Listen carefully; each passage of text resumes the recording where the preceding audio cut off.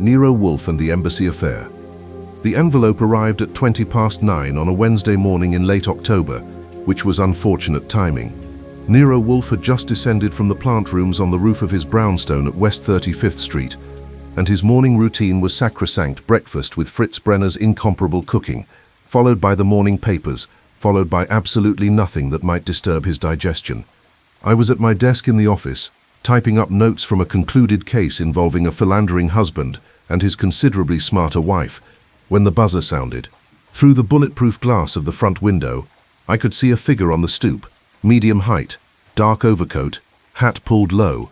What I couldn't see was a face, which immediately put me on alert. Before I could rise, Caesar lifted his massive head from his position near the hall entrance. The Doberman's ears pricked forward, and within seconds, the other four were on their feet. Mars moved to flank the front door. Apollo positioned himself at the window for a better view, while Minerva and Diana took up stations that gave them clear sightlines to both the office and the hallway. Whatever their individual personalities, they operated like a military unit when something felt wrong. "Easy," I said, though I wasn't sure if I was talking to them or myself. The buzzer sounded again, more insistent this time. I walked to the door, Caesar shadowing me like a furry 70-pound conscience. Through the reinforced glass panel, I studied our visitor. The overcoat was expensive, cashmere, if I wasn't mistaken, and the gloves were leather. But the way he stood, shoulders slightly hunched, head on a swivel, suggested someone who didn't want to be identified. I cracked the door open the 3 inches that the chain allowed. "Yes? Mr. Goodwin?" The voice was accented, European, definitely, though I couldn't place the country. "I have a delivery. It must be placed in your hands personally." "Who's it from?" "I am merely a courier, sir. The envelope will explain." He held up a cream-colored envelope, the kind with a visible watermark that screamed old money or older institutions. I could see a wax seal on the back, burgundy, with an impression I couldn't make out from this distance. Caesar growled, low and purposeful. The man on the stoop took an involuntary step backward. "Your dogs are they're particular about who they like. Wait here." I closed the door and looked at Caesar. His brown eyes were locked on the window, watching our visitor with an intensity that bordered on prescient. Whatever he sensed, it wasn't friendly. I walked back to the office where Wolfe had just settled into his oversized chair behind his desk, a wheeled tray beside him bearing a pot of coffee, and the morning edition of the Times. He was a mountain of a man, easily a 1/7 of a ton, and when he was comfortable in his chair with his papers and his coffee, moving him was about as easy as relocating the Chrysler Building. "There's someone at the door with an envelope," I said. "Insists on handing it to me personally. Caesar doesn't like him." Wolfe didn't look up from his paper. "Caesar's judgment is often sounder than yours. Send him away." "The visitor or the dog?" "Don't be tiresome, Archie." "The envelope has a wax seal. Looks official. The kind of official that comes with diplomatic immunity and international incidents." That got his attention.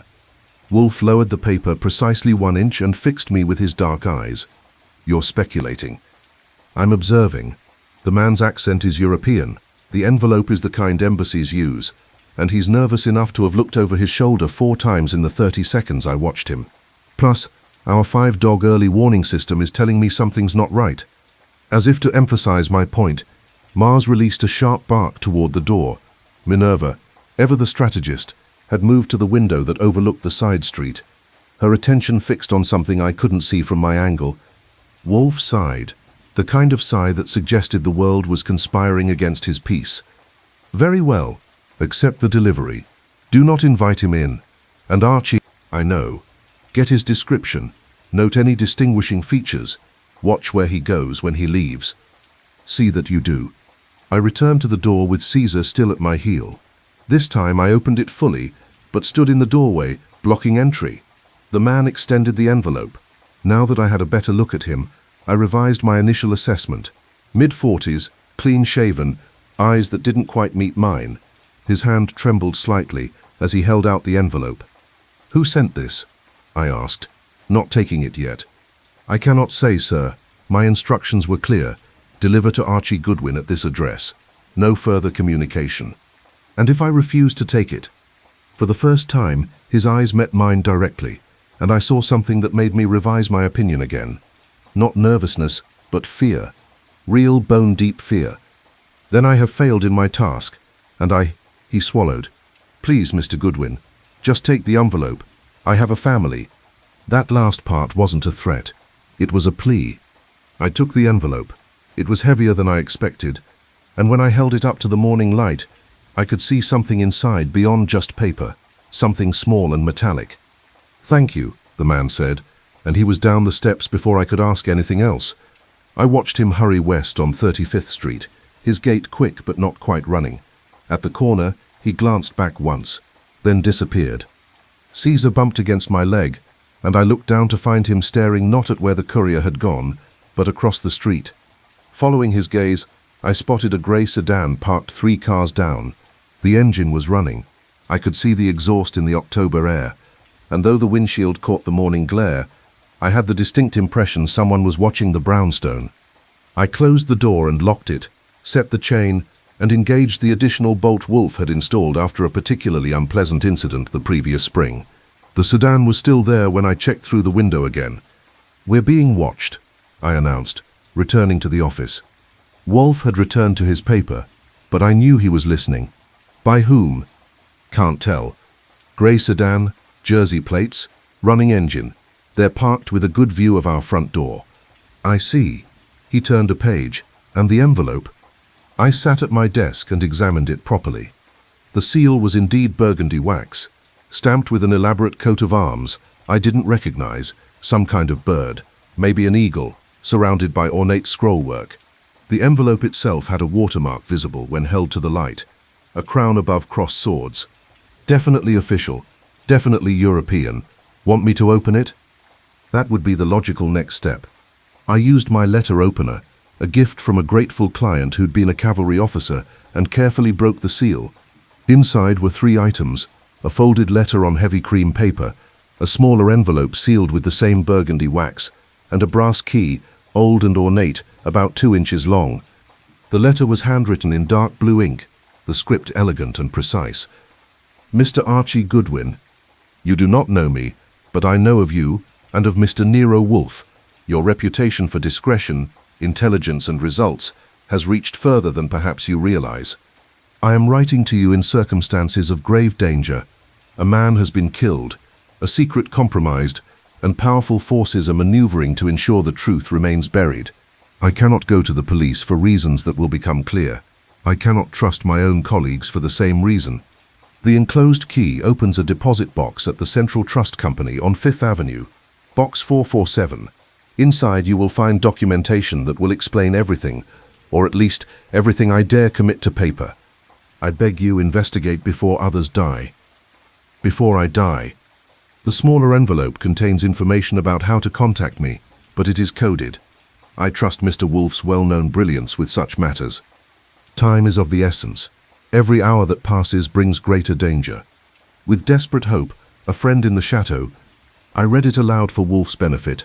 When I finished, he had set down his paper entirely and was sitting back in his chair, his eyes closed, his fingers interlaced over his middle mound. Theatrical, he finally said, but potentially genuine. The key? I held it up. Old brass, ornate. Could be what they claim, a safety deposit box key. And the coded envelope?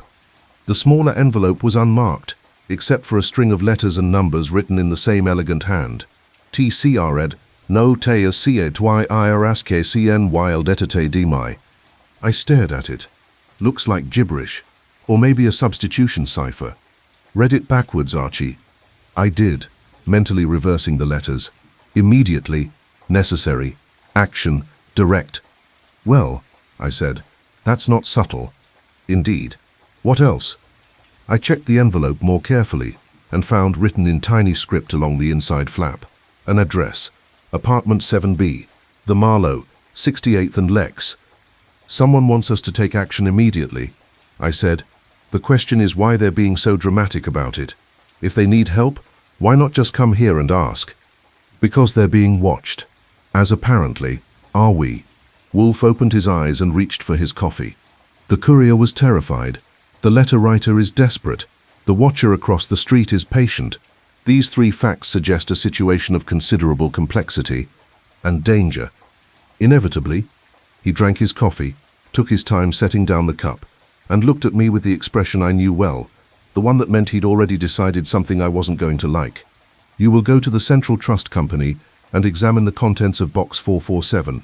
You will also visit the address on the envelope, though with considerable caution. Take Saul with you for the latter. Saul's in Washington on that jewelry case. Then take Fred. The Doberman's reaction to our courier troubles me. If they sense danger, we should proceed as if danger is real. I was about to argue that I didn't need a babysitter when Mars suddenly barked again, sharp and urgent. This time all 5 dogs moved to the front of the brownstone, their attention fixed on the street. I went to the window and looked out. The grey sedan was still there, but now a second car had appeared, a black Lincoln with diplomatic plates. As I watched, a woman emerged from the Lincoln's back seat. She was tall, elegant, dressed in a dark suit that screamed European fashion. Her hair was pulled back severely, and even from a distance I could see she moved with the confidence of someone used to being obeyed. She looked directly at our brownstone, then at the grey sedan, then back at our door. For a moment, I thought she might approach. Instead, she returned to the Lincoln, which pulled away and headed east. The grey sedan waited precisely 30 seconds, then followed. "We just had a visitor who didn't visit," I reported. Woman, 40s, expensive suit, diplomatic plates on her car. She looked at us, looked at whoever was watching us, then left. The sedan followed her. Wolfe was silent for a long moment. Then, "I have no interest in foreign entanglements, diplomatic intrigue, or affairs of state. They invariably involve men and women who believe lies are currency and truth is expendable. But someone has delivered an envelope to this house that bears your name, and now we're under surveillance. That transforms it from their problem into ours." He pushed back from the desk. "I'll be in the plant rooms until lunch. By then, I trust you'll have gathered sufficient information for me to decide whether this matter requires my attention or merely my refusal." He stood, all 1/7 of a ton of him, and moved toward the door. Caesar fell into step beside him, which was unusual. Normally the dogs stayed in the office or the front hall unless specifically called. Wolfe noticed but didn't comment, and the 2 of them disappeared into the hallway, heading for the elevator that would take him up to his orchids. I looked at the remaining 4 Dobermans. "I don't suppose one of you wants to tell me what's going on?" Diana cocked her head, which I chose to interpret as sympathetic confusion. I picked up the phone and dialed Fred Durkin's number. Whatever this was, Wolfe was right about one thing. If the dogs sensed danger, I'd be a fool to ignore it. And I'd been called many things, but fool wasn't usually one of them. Fred Durkin met me at the corner of 5th Avenue and 43rd Street at 11 o'clock. He was a barrel-chested man with a face like an amiable bulldog and hands that could double as anvils. He'd worked with Wolfe for years and had learned the essential skill of asking exactly as many questions as necessary and not one more. "Archie," he greeted me, shaking my hand with enough force to test my bones. "What's the play?" "Safety deposit box at Central Trust. Someone sent Wolfe a key and a letter about a dead man and dangerous secrets. The usual Tuesday afternoon at the brownstone." "It's Wednesday." I was being ironic. "Ah." Fred nodded as if this explained everything. "We expecting trouble?" The Dobermans thought so. "That's good enough for me." We walked the remaining 2 blocks to Central Trust, a granite fortress that had been serving Manhattan's discreet wealth since before the turn of the century. Inside, the banking hall was all marble and mahogany, with that peculiar hush that institutions of money cultivate like a crop. I approached the desk for safety deposit boxes and presented the key along with a story I'd concocted on the walkover. I was Archie Goodwin, and the box belonged to my late uncle Herbert Goodwin. God rest his penny-pinching soul, and I was the executor of his estate. Did I have identification? I certainly did. Would I need to show proof of ownership? Undoubtedly, but Uncle Herbert's lawyer was handling that, and should have sent the paperwork. The clerk, a thin man with spectacles that magnified his eyes to unsettling proportions, examined the key as if it were a potentially radioactive specimen. "Box 447, you said." "That's the number on the key." "One moment, please." He disappeared into a back room, and I had the distinct impression we'd just crossed some threshold we couldn't uncross. Fred, standing casually near the entrance, caught my eye and shrugged.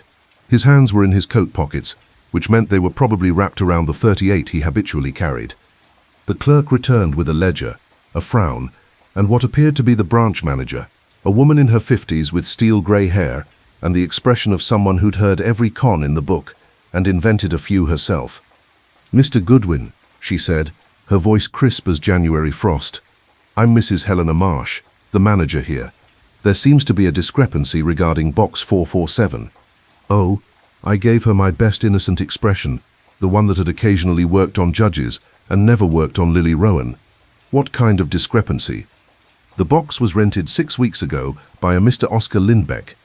According to our records, Mr. Lindbeck is very much alive, or was, as of Monday, when he paid his quarterly fee." Ah, I reconsidered my approach. Perhaps I should be more forthcoming. I'm not here about my uncle. I'm a private investigator, and this key was delivered to my office this morning, along with a letter suggesting the box contains information about a crime. The letter writer claimed to be in danger. Mrs. Marsh's expression didn't change, but something flickered in her eyes. Interest, maybe, or concern. "Do you have the letter?" "In my office. I can have it sent over." "And you say Mr. Lindbeck gave you this key?" "I didn't say that. I said it was delivered. The courier wouldn't identify who sent it." She was quiet for a moment, weighing considerations I couldn't quite read. Finally, "The police haven't been contacted, because the letter specifically said the writer couldn't trust official channels. Something about diplomatic immunity and international complications." "I see. More consideration. Mr. Goodwin, I'm going to make an unusual decision. Box 447's rental agreement contains a clause stating that in the event of the renter's death or incapacity, access may be granted to a named representative. Would you happen to know if you're that representative?" "I would guess yes, given that the key was sent to me." "Then let's go verify that guess." She led Fred and me through a secure door and down a corridor lined with brass boxes of varying sizes. Box 447 was in the middle tier, medium-sized. Mrs. Marsh used a master key in tandem with mine, and the door swung open. Inside was a manila envelope, unsealed. "I'll need to examine the contents here," Mrs. Marsh said. "Bank policy." "Understood." She withdrew the envelope and opened it carefully. Inside were several items. A stack of photographs, what appeared to be official documents bearing seals and stamps, a typed letter, and a smaller envelope marked for Nero Wolfe na personal. Mrs. Marsh examined the photographs first, and her face went carefully blank. "Mr. Goodwin, these appear to show classified materials, possibly state secrets. May I see?" She handed me the photographs, and I understood her concern immediately. The photos showed documents, treaties, communiques, reports stamped confidential and eyes only, and in several shots I could see people's faces. One was the woman I'd seen this morning, standing outside the brownstone. Another was a distinguished gentleman with silver hair and a military bearing. A third showed a younger man, dark-haired and intense, in conversation with someone whose face was turned away from the camera. "Espionage," Fred muttered, looking over my shoulder. "That's what this is." The typed letter was addressed to Mr. Wolfe and Mr. Goodwin, and read, "If you are reading this, I am likely dead. My name is Oscar Lindbeck, and I am, or was, a cipher clerk at the Embassy of the Kingdom of Nordmark. 3 days ago, I discovered that classified documents from our code room were being photographed and passed to an intelligence service. I do not know which service, but I know the traitor. It is someone in a position of trust, someone beyond suspicion. I attempted to report this through proper channels. I was told to remain silent, that the matter was being handled at a higher level. But tonight I found a notation in the transfer logs. My name marked for reassignment. In embassy parlance, this is not a promotion. It is a disappearance. I have compiled evidence. The photographs show the documents that were copied. The man in the images is attaché Henrik Stromberg. He is innocent. He filed some of the papers but had no access to them afterward. The woman is Ambassador Vera Hallström. She too appears in the photos, but I believe as a victim of the same conspiracy. The third person, partially obscured, is someone I have been unable to identify, but I suspect they are the architect of this betrayal. I do not know who to trust within the embassy. I do not trust the American police. They will defer to diplomatic protocol. I am entrusting these materials to Mr. Wolfe because his reputation suggests he is a man of principle who cannot be bought or intimidated. If I am found dead, It will be called suicide or an accident. It will not be. It will be murder, and it will be done to protect what I have discovered. Please find the truth. Please ensure my death means something. Oscar Lindbeck, October 18. Today was October 22nd. 4 days had passed since Lindbeck wrote this letter. When did Mr. Lindbeck last access this box? I asked Mrs. Marsh. She consulted her ledger. October 19th, Saturday morning. He was here when we opened at 9 o'clock. And you haven't heard from him since? We have not. I looked at Fred. We need to make a phone call. Mrs. Marsh, would it be possible to use your office? 10 minutes later, I was on the line with Lon Cohen at the Gazette, a reporter who owed me several favors and had a useful habit of knowing things before they became official. Lon, it's Archie. Quick question. Has anyone from a European embassy died in the past week? Quietly, unofficially, the kind of thing that doesn't make the papers. Why would I know about something that didn't make the papers? But his tone suggested he did know. What's your interest? A client? Maybe. Can you check? Lon sighed, and I heard the rustling of papers. There were some whispers. Nordic country, somebody junior in the diplomatic corps. Heart attack, supposedly. Mid-40s, found in his apartment Monday morning. Embassy hushed it up fast. Diplomatic courtesy, they said. Body's already been sent back home. My stomach went cold. You have a name? Give me a second. Yeah, Oscar Lindbeck, cipher clerk at the Nordmark Embassy. Why you know him? I'll tell you later. Thanks, Lon. I hung up and looked at Fred and Mrs. Marsh. Oscar Lindbeck died Monday. Heart attack, according to the official story. His body's already been sent back to Nordmark. Convenient, Fred said. Mrs. Marsh's face had gone pale. Mr. Goodwin, these materials, if they're genuine, they represent a significant breach of international protocol, possibly a crime. Definitely a crime if Lindbeck was murdered for discovering it. I gathered the contents of the envelope carefully. Mrs. Marsh, I need to take these to Mr. Wolfe. I'll give you a receipt, and you have my word they'll be used only to investigate Lindbeck's death. The police will be informed when we know enough to be sure they're informed correctly. Lindbeck didn't trust official channels for good reason. Someone with diplomatic immunity murdered him. Until we know who and why, bringing in the police might just add to the body count. She didn't like it, but she didn't stop me either.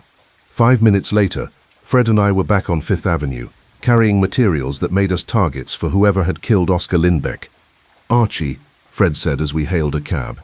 I've worked for Mr. Wolfe for a long time. This feels different. This feels like the kind of case where people shoot first and apologize to your corpse. I know. Just so we're clear.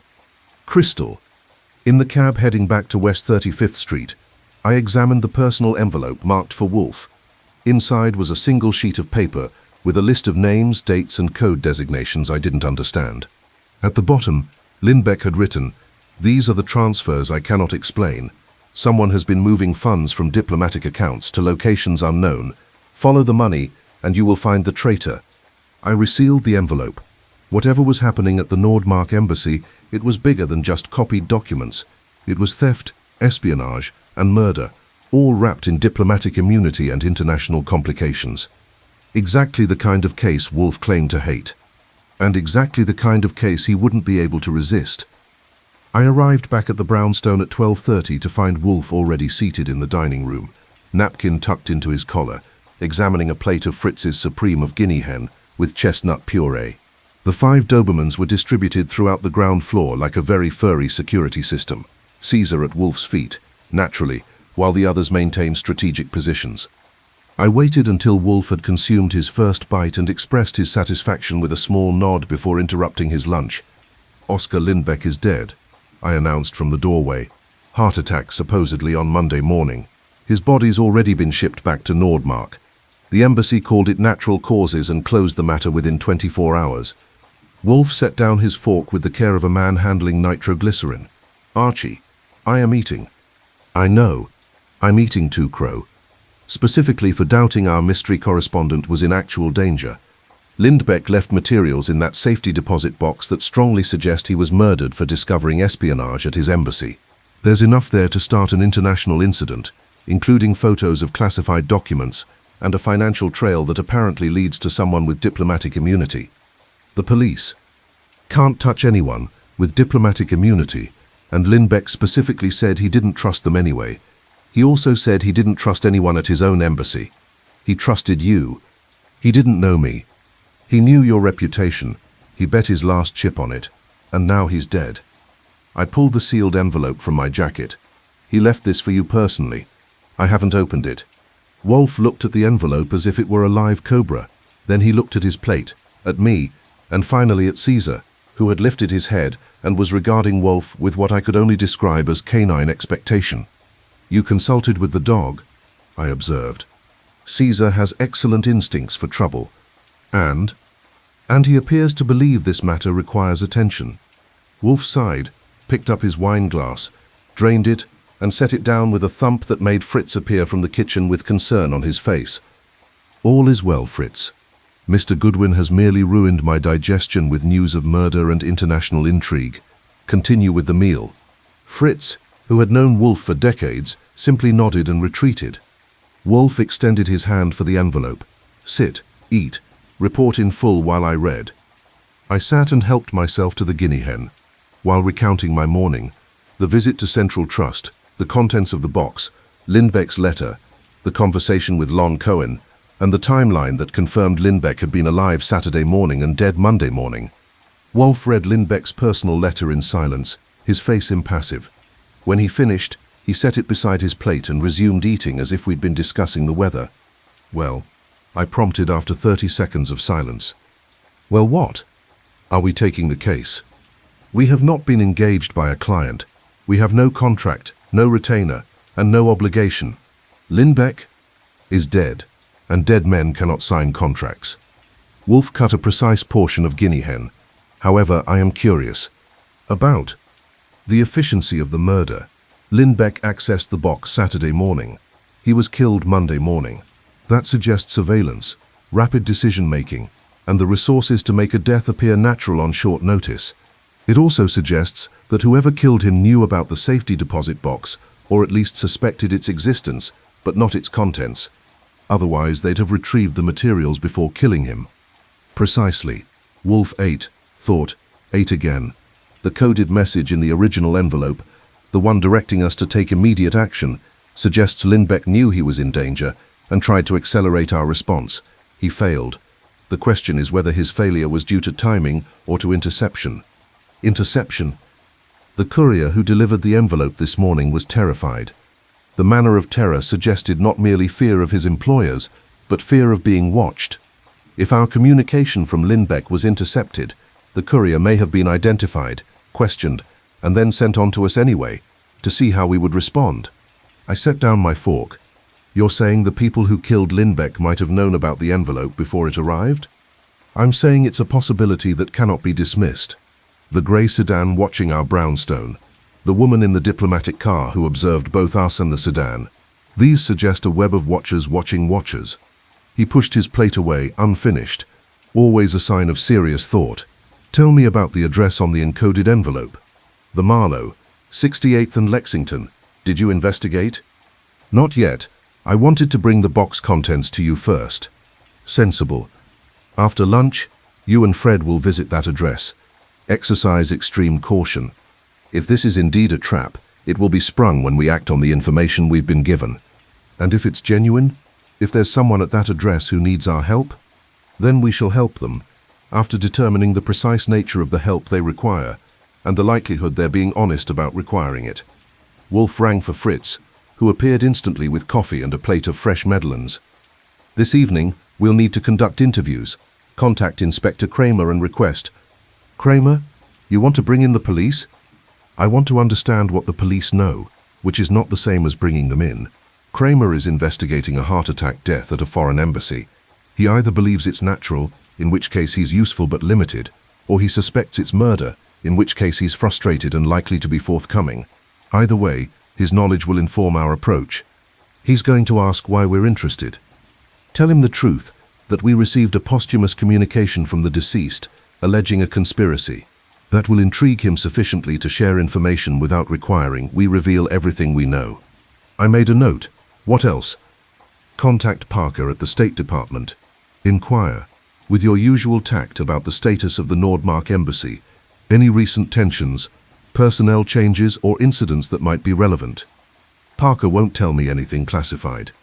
No, but he'll tell you what he thinks is unclassified, and we can extrapolate from there. The question we need answered is simple. Who benefits from Lindbeck's death? Follow the money, as he suggested. Follow the power. Follow the fear. I nodded. And the materials from the box? Secure them in the safe. Tonight, after we've gathered more information, I'll examine them properly. For now, I want you in the field, gathering impressions and facts. Fred will accompany you to the Marlowe address. Take Apollo with you. I blinked. The dog.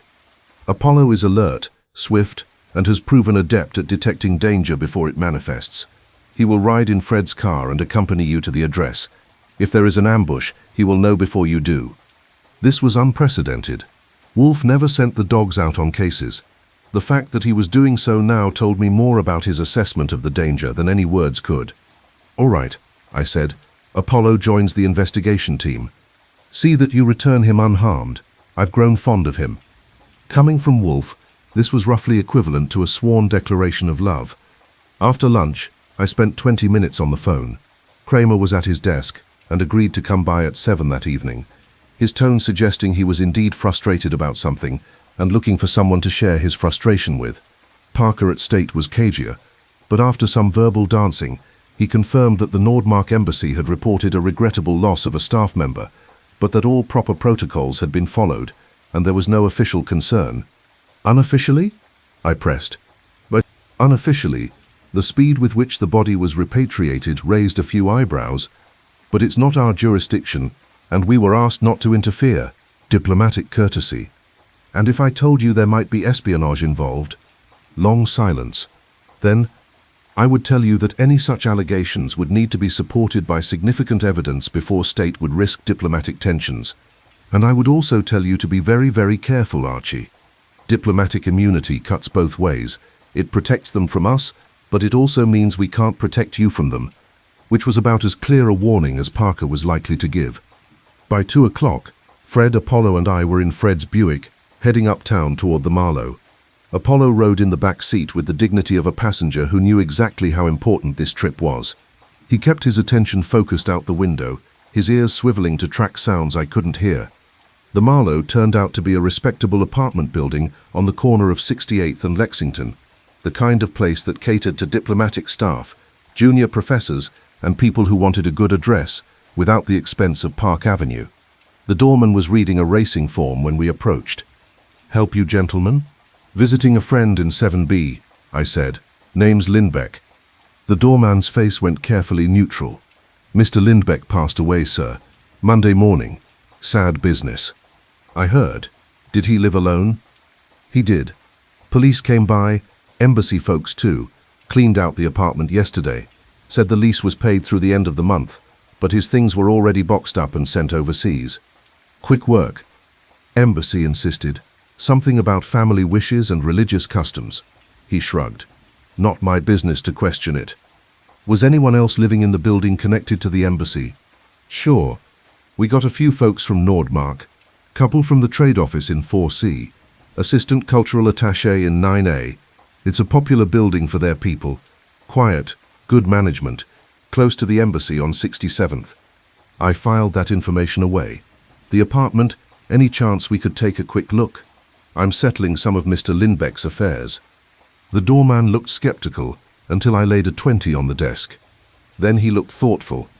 "Management said no one goes in without authorization, but I suppose if you were just checking to make sure everything was properly cleared out, 5 minutes, and your dog stays here." "The dog comes with me." Another 20 changed hands. The doorman led us to the elevator, rode up with us, and unlocked 7B. 5 minutes, he repeated, then retreated down the hall. The apartment was indeed cleaned out. Furniture remained, but all personal effects were gone. No papers, no photographs, no books. The place had been professionally sanitized, leaving behind only the anonymous shell of someone's life. Apollo immediately began exploring, his nose to the ground. He moved systematically through the living room, the bedroom, the tiny kitchen. In the bedroom, he stopped at the closet and whined softly. "What is it, boy?" Fred asked, opening the closet door. The closet was empty except for wire hangers and a faint smell of cedar. Apollo pawed at the floor in one corner, insistent. I knelt down and examined where he was pawing. The floorboard there was slightly raised. I pressed it, and it gave way, revealing a small hollow space beneath. Inside was a leather journal, roughly the size of a pocket notebook. "Well, well," I said, extracting it carefully. "Looks like the cleaners missed something." The journal was filled with handwritten entries in a cramped, precise script. Some in English, some in what I assumed was Nordmark's language. But the last few pages were in English, and the final entry was dated Saturday, October 19th. "I have compiled the evidence and placed it in the box. Ag received the key and instructions this morning. If I am silenced before he can act, at least someone will know the truth. The payments trace back to Stromberg, but he is only the courier. The real architect is higher. I believe it is Hallström herself, but I cannot prove it. She has been too clever, too careful. They know I know. I saw Stromberg watching my apartment today. He thinks he was subtle, but I have been trained to notice surveillance. If I do not reach Monday, tell my sister in Uppsala that I loved her. Tell her I tried to do the right thing. The code for the final safe is Orpheus. Wolfe will understand." I showed the entry to Fred. "Orpheus, mean anything to you?" "Greek mythology. Guy who went to the underworld to rescue his wife. Or maybe it's not mythology. Maybe it's a code word or a reference to something else." I pocketed the journal. "We need to get this to Wolfe." Apollo was at the apartment door, tense and alert. His ears were forward, his body rigid. "Company," Fred muttered, moving his hand to his coat pocket. I opened the door carefully and found myself facing a tall, elegant woman in her 40s, the same woman I'd seen in the diplomatic car outside the brownstone that morning. She was flanked by two men in dark suits who had security written all over them. "Mr. Goodwin, I presume," she said in accented English. Her voice was cultured, controlled, and cold. "I am Ambassador Vera Hallström of the Kingdom of Nordmark. I believe we should have a conversation about Mr. Lindbeck and the materials you removed from Central Trust this morning." Apollo growled, low and dangerous. "Ambassador," I said, keeping my voice pleasant, "I'm afraid you're mistaken. I haven't removed anything that doesn't belong to me. The contents of Box 447 belong to the Embassy of Nordmark. They contain classified materials that were unlawfully removed from diplomatic property. I must insist you return them immediately. I must insist you provide proof of ownership and a court order. Diplomatic immunity doesn't extend to theft of private property." Her smile was thin as a knife blade. "Mr. Goodwin, you are interfering in matters of state security. This is not a game. People have died, and more will die if you persist in this investigation. I am offering you one opportunity to walk away unharmed." "That's generous of you. I'll pass." "Then you are a fool." She snapped her fingers, and the two security men moved forward. Apollo's growl became a bark sharp, commanding, and loud enough to echo down the hallway. The security men hesitated, and in that moment of hesitation, Fred stepped between me and them, his hand now visibly on his gun. "Gentlemen," Fred said in his most reasonable tone, "I strongly suggest you keep your distance. The dog doesn't like you, and I trust his judgment." Ambassador Hallström's eyes flicked to Apollo, to Fred, to me. She was calculating odds, and I could see the moment she decided the odds weren't favorable. "This is not finished, Mr. Goodwin. You are playing a very dangerous game." "I'm not playing at all, Ambassador. A man came to us for help, and he's dead. That makes it our business. If you're innocent, you have nothing to fear from our investigation. If you're guilty, well, diplomatic immunity only protects you until it doesn't." She turned and walked away, her security detail following. I waited until they were in the elevator before exhaling. "Archie," Fred said, "that was either very brave or very stupid." "Probably both. Come on. We need to get this journal to Wolfe before the ambassador decides to escalate." As we left the Marlowe, I noticed a grey sedan parked half a block down. Same one from this morning, or a twin. Apollo noticed it too and growled softly. We were definitely being watched, and after that confrontation with Ambassador Hallström, the watching would likely become something more active. I just hoped we'd survive long enough for Wolfe to solve this mess. We made it back to the brownstone at 4 o'clock with Apollo, the journal, and our lives, which felt like a decent afternoon's work considering we'd just defied a foreign ambassador and her security team. The grey sedan had followed us as far as Madison Avenue before peeling off, either satisfied we were heading home or confident they knew where to find us later. Wolfe was in the office, seated behind his desk with a book, The Greek Myths by Robert Graves, which seemed suspiciously relevant given Lindbeck's final message. Caesar was at his feet, and the other 4 dogs were distributed around the room in their usual defensive positions. Archie, Fred, Apollo appears intact. More than can be said for my nerves, I replied, settling into my desk chair while Fred took the red leather chair reserved for clients.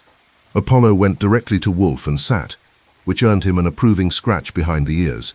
We had an encounter with Ambassador Hallström. She knows we have the materials from the box, she wants them back, and she's not asking nicely. Indeed, Wolfe set down his book. Report. I gave him the full account, the cleaned-out apartment, Apollo finding the hidden journal, Hallström's confrontation, and the continued surveillance. When I finished, I handed him the journal open to Lindbeck's final entry.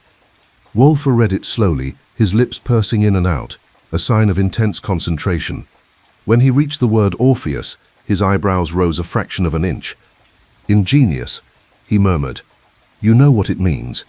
I believe so, though confirmation will require examining the materials from the safety deposit box. Fred, if you would retrieve them from the safe, the combination is... I know it, Mr. Wolfe. While Fred worked the safe, I studied Wolfe's face. You're going to explain Orpheus? Or am I supposed to guess? Orpheus descended into the underworld to rescue Eurydice. He was permitted to lead her back to the world of the living on one condition, that he not look back at her until they had both reached the surface. He failed. He looked back, and she was lost forever. Touching, but I'm not seeing the connection to embassy espionage. Consider the metaphor, Archie. Orpheus was given access to something forbidden, the underworld, through negotiation and guile. He obtained what he sought but lost it through a single moment of doubt or weakness. What if Orpheus is not merely a code word, but a reference to a specific operation, a project name perhaps, for an intelligence operation that involves accessing forbidden materials? Fred returned with the manila envelope and spread its contents on Wolfe's desk. The photographs, the documents, the financial records Lindbeck had compiled. Wolfe examined each item methodically, occasionally making small noises of interest or disapproval. When he reached the financial records, he stopped and read them twice. Archie, these transfers, do you notice the pattern? I looked. The records showed payments from a Nordmark diplomatic account to various numbered accounts in Switzerland, Cyprus, and the Cayman Islands. The amounts varied, but the timing was regular, the 15th of each month, going back 18 months. Regular payments, I said, like someone on a salary. Or someone being paid for regular services, intelligence work perhaps, or the provision of classified materials to a foreign power. He tapped one entry. Note this designation, Project Orpheus. It appears alongside the largest transfers. So Orpheus is real, an actual intelligence operation. It would seem so. And based on these records, someone at the Nordmark embassy has been funding it with money diverted from diplomatic accounts. The question is, who authorized these transfers, and what were they purchasing? Lindbeck thought it was Hallström, Fred offered. That's what his journal said. Lindbeck suspected Hallström but could not prove it. That's a crucial distinction. Wolfe leaned back in his chair, his eyes closing. Consider the facts. Hallström is the ambassador, the highest-ranking diplomatic official. She would have access to classified materials, authorization over financial accounts, and the power to silence subordinates who discovered malfeasance. She also has diplomatic immunity, which makes her effectively untouchable by American law enforcement. But if she is the architect of this conspiracy, why confront you at Lindbeck's apartment? Why reveal herself? She could have sent subordinates, maintained deniability, operated behind the shield of diplomatic protocol. Instead, she appeared personally and issued threats. That suggests either desperation or confidence, and I'm not certain which. I thought about the ambassador's cold smile, her controlled fury. She seemed pretty confident to me, or well-trained in concealing desperation. Wolfe opened his eyes. There is another possibility. What if Hallström is not the architect, but another victim? What if she confronted you because she knows about the conspiracy and fears being implicated? That's convoluted. This entire affair is convoluted, which suggests intelligence work. Intelligence services specialize in convolution, layers upon layers of misdirection, multiple operations running simultaneously, agents and double agents and watchers watching watchers. Lindbeck may have discovered one layer and mistaken it for the whole truth. So we don't know who the real villain is. We know someone is stealing classified materials from the Nordmark embassy and selling them. We know Lindbeck was killed to prevent him from exposing this theft. We know the operation is called Orpheus, and we know that whoever is running it has the resources to commit murder and the connections to cover it up. Wolfe picked up the photograph showing the man whose face was turned away. This individual appears in 3 of the photographs, always partially obscured, always in proximity to the classified documents. If we can identify him, we may identify our architect. I studied the photo. The man was tall, well-dressed, with dark hair going grey at the temples. His posture suggested military bearing, but his clothes were civilian. In one shot, I could see part of a ring on his left hand, something with a crest or insignia. The ring, I said, pointing, could be military, academic, fraternal organization. If we can identify it, we can narrow the suspect pool. Wolfe nodded. Saul Panzer has contacts at the university. Have him examine this photograph and identify the ring if possible. Also have him inquire about Project Orpheus discreetly. If it's an actual intelligence operation, someone in the right circles will recognize the name. Saul's still in Washington. Then summon him back. This matter has become urgent. Wolfe glanced at the clock. Inspector Kramer arrives at 7. Before then, I need you to compile a complete dossier on the Nordmark embassy staff. Every diplomat, attaché, clerk, and secretary. Names, backgrounds, tenure, connections. The State Department should have this information. Parker already told me State won't interfere. We're not asking them to interfere. We're asking for publicly available information about the diplomatic corps. Parker can provide that without violating any protocols. I made notes. What else? Contact Lon Cohen again. Ask him what he knows about intelligence operations targeting Nordic countries. The State Department may be silent on Orpheus, but intelligence agencies gossip like fishwives. If there's been chatter about Nordmark, Lon will have heard it. Fred cleared his throat. Mr. Wolfe, if you don't need me further, I should get back to my other cases. Of course, Fred. Thank you for your assistance today. Your timing with the ambassador's security team was impeccable. Fred grinned. Apollo helped. That bark of his could stop a charging rhino.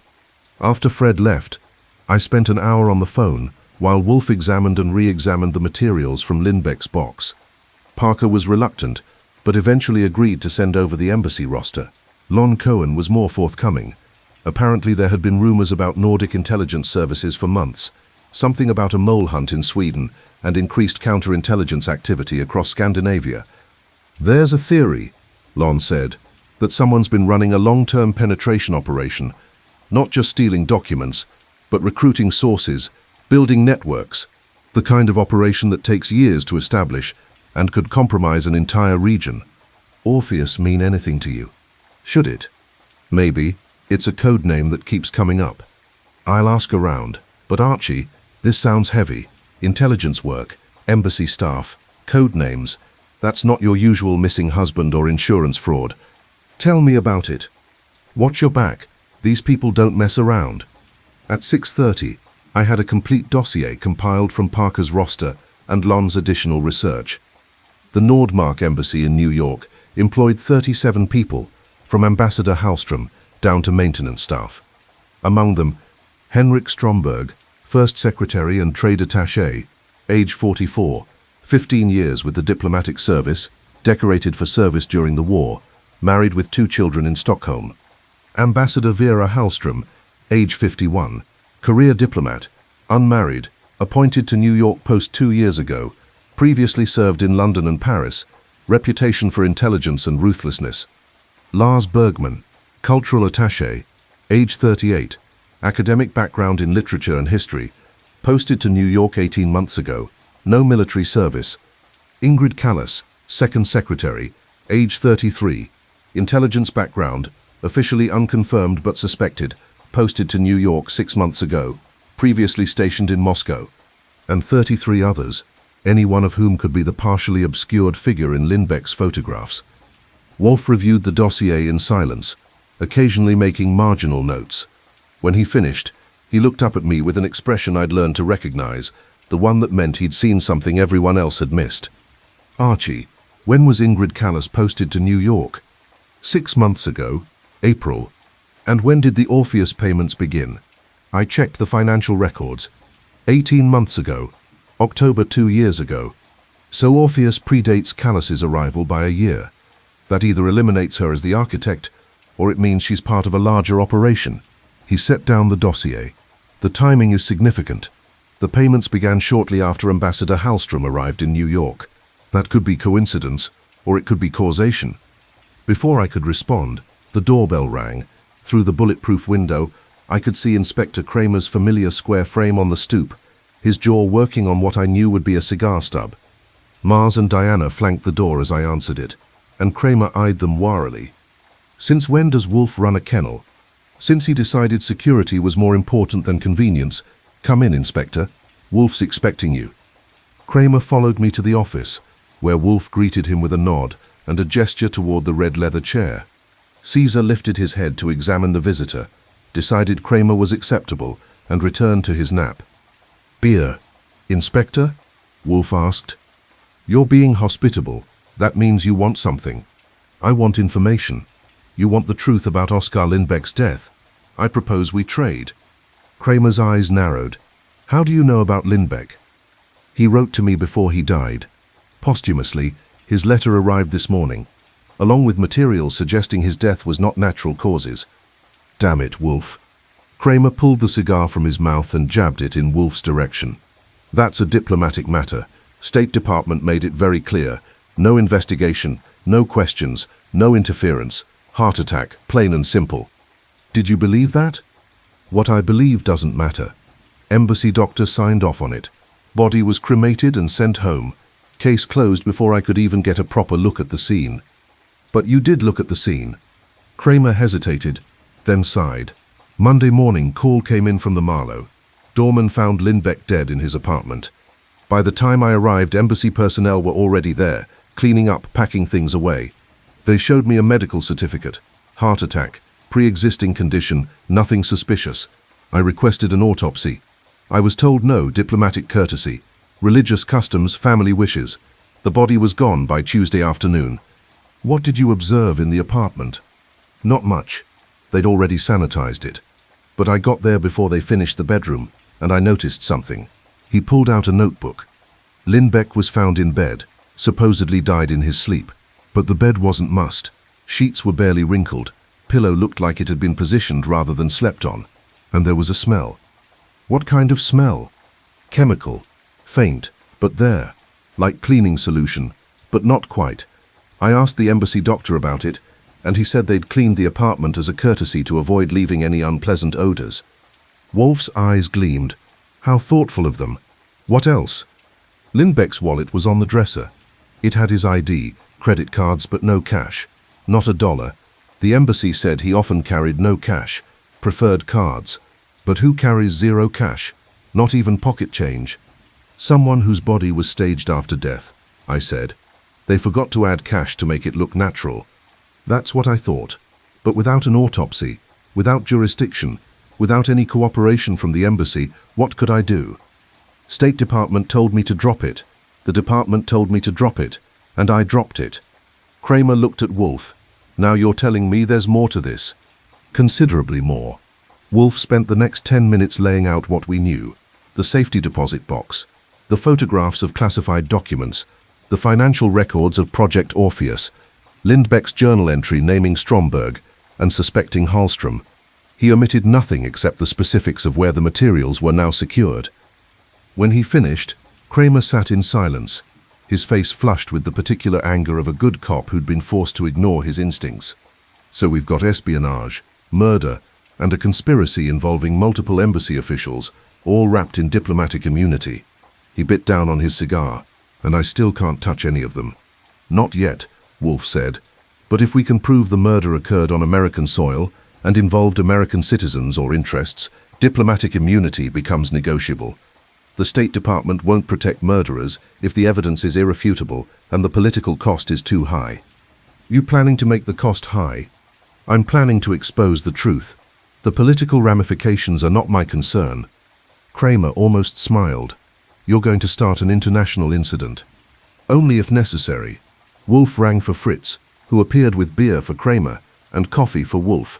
Inspector, I need information. Who at the embassy had access to Lindbeck's apartment? Who discovered the body?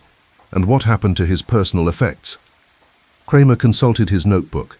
Dorman said a woman from the embassy came by Sunday evening, asked about Lindbeck, seemed worried when he didn't answer his door. She left, came back Monday morning with a key, said Lindbeck had given it to her for emergencies.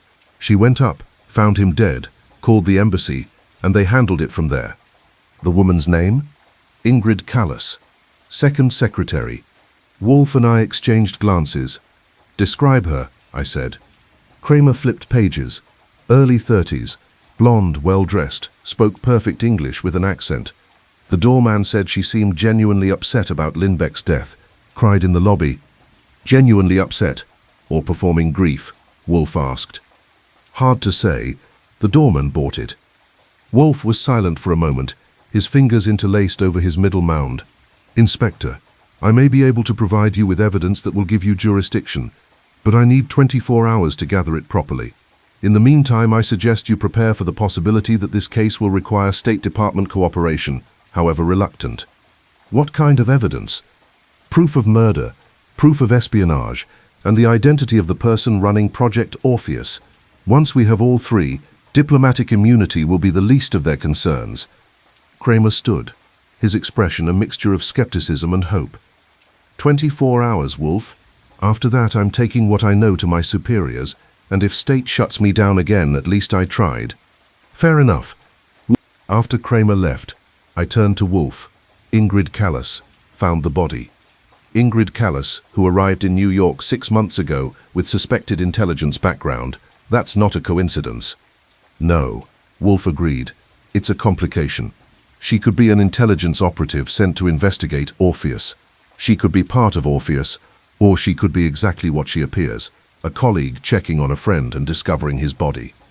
You don't believe in coincidences. I believe in evidence, and we need more of it. He picked up the photograph showing the partially obscured man with the ring. Tomorrow, we'll need to identify this person. We'll also need to understand what documents were stolen and why they're valuable enough to kill for. And most importantly, we need to determine the true meaning of Orpheus, not just the financial trail, but the operation itself. And tonight? Tonight, you'll transcribe everything we've learned into a comprehensive report. I'll examine the materials again with fresh eyes, and tomorrow we begin the next phase, which is... Wolfe smiled, thin and predatory. We force the architect into the open. Someone is watching this brownstone, watching us, waiting to see what we do next. We'll give them something to see, but not what they expect. The Dobermans, as if sensing the shift in mood, all came to attention. 5 sets of brown eyes watched Wolfe, with the kind of focused intelligence that suggested they understood more than they should. What do the dogs have to do with tomorrow's plan? I asked. Everything, Wolfe said. They're going to help us set a trap. Thursday morning arrived with rain, the cold, persistent kind that turns Manhattan into a study in grey and makes everyone wish they'd stayed in bed. I was at my desk by 8, having spent the previous evening compiling the comprehensive report Wolfe requested, and then lying awake until 2 in the morning, mentally cataloguing all the ways this case could get us killed. Wolfe descended from the plant rooms at his usual 11 o'clock, surveyed the office with the expression of a man facing another day of human foolishness, and settled into his chair. The watchers are still there, I reported. Grey sedan. Same position as yesterday. Different driver, though. I got a look when he got out to stretch his legs at 7. Younger, military bearing, definitely security rather than intelligence. Surveillance rotation. They're settling in for a long watch. Wolfe poured coffee from the tray Fritz had brought. Saul called from Washington at 6 this morning. He's catching the 10 o'clock train, should be here by 2. I sent him the photograph of the ring.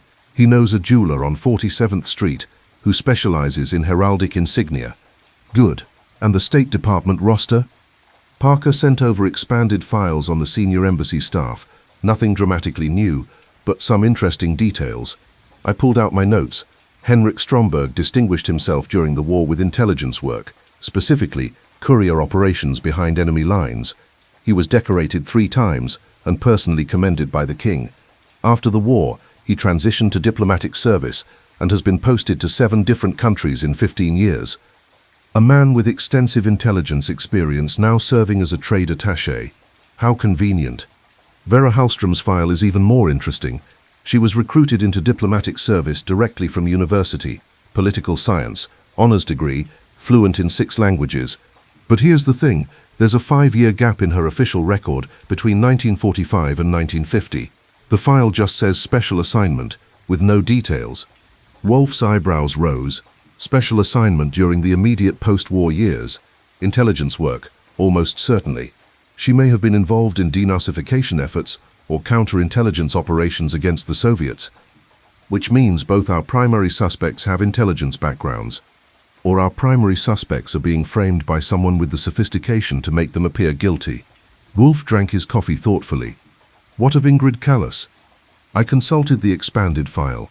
Born in Nordmark, educated in Stockholm and Moscow. Officially, she was studying languages and literature, but the timeline overlaps with known recruitment periods for Soviet intelligence. She entered diplomatic service 3 years ago, and her postings have all been in cities with significant Cold War activity: Berlin, Moscow, Vienna, now New York. A pattern that suggests either intelligence work or very poor career planning. The file notes that she's unmarried, lives alone in a brownstone apartment in the East 60s, and maintains a low social profile. No known romantic attachments, no close friendships outside the embassy. She's described as dedicated, intelligent, and intensely private. The profile of an intelligence officer, or a woman who values her privacy in a profession that offers little. Wolfe set down his cup. We're accumulating suspects faster than evidence. What we need is proof, not of who might be guilty, but of who is guilty. The doorbell rang, and Mars was on his feet instantly, moving to the front window. Through the glass I could see a delivery van double parked on the street. Expecting a package? I asked Wolfe. No. I went to the door with Mars shadowing me. The delivery man was young, nervous, and holding a large flat box. Delivery for Nero Wolfe, he announced, checking his clipboard. Signature required. Who's it from? Doesn't say. Just says it's prepaid. Signature required. Every instinct I'd developed over years of working for Wolfe was screaming that this was wrong. Wait here. I closed the door and returned to the office. Delivery for you. No sender information. Kid seems legitimate, but the package feels wrong. Wolfe considered. Open the door. Have the young man leave the package on the stoop. Do not accept it directly, and do not bring it inside until we've examined it. I followed instructions. The delivery kid seemed puzzled but compliant, setting the box down and getting my signature on his clipboard. As soon as he was back in his van and pulling away, I examined the box from a safe distance. It was roughly 2 feet square, wrapped in plain brown paper, tied with string. No return address. No markings except a label with Wolfe's name and our address in printed block letters. Apollo. Wolfe called from the office. Come. The Doberman appeared and was given instructions I didn't hear. He approached the box cautiously, sniffing carefully. After a moment, he sat and looked back at Wolfe, who nodded. No explosives, Wolfe said. Apollo would have indicated otherwise. Bring it in, but handle it carefully. I carried the box to the office and set it on Wolfe's desk. Using scissors, I cut the string and carefully unwrapped the paper.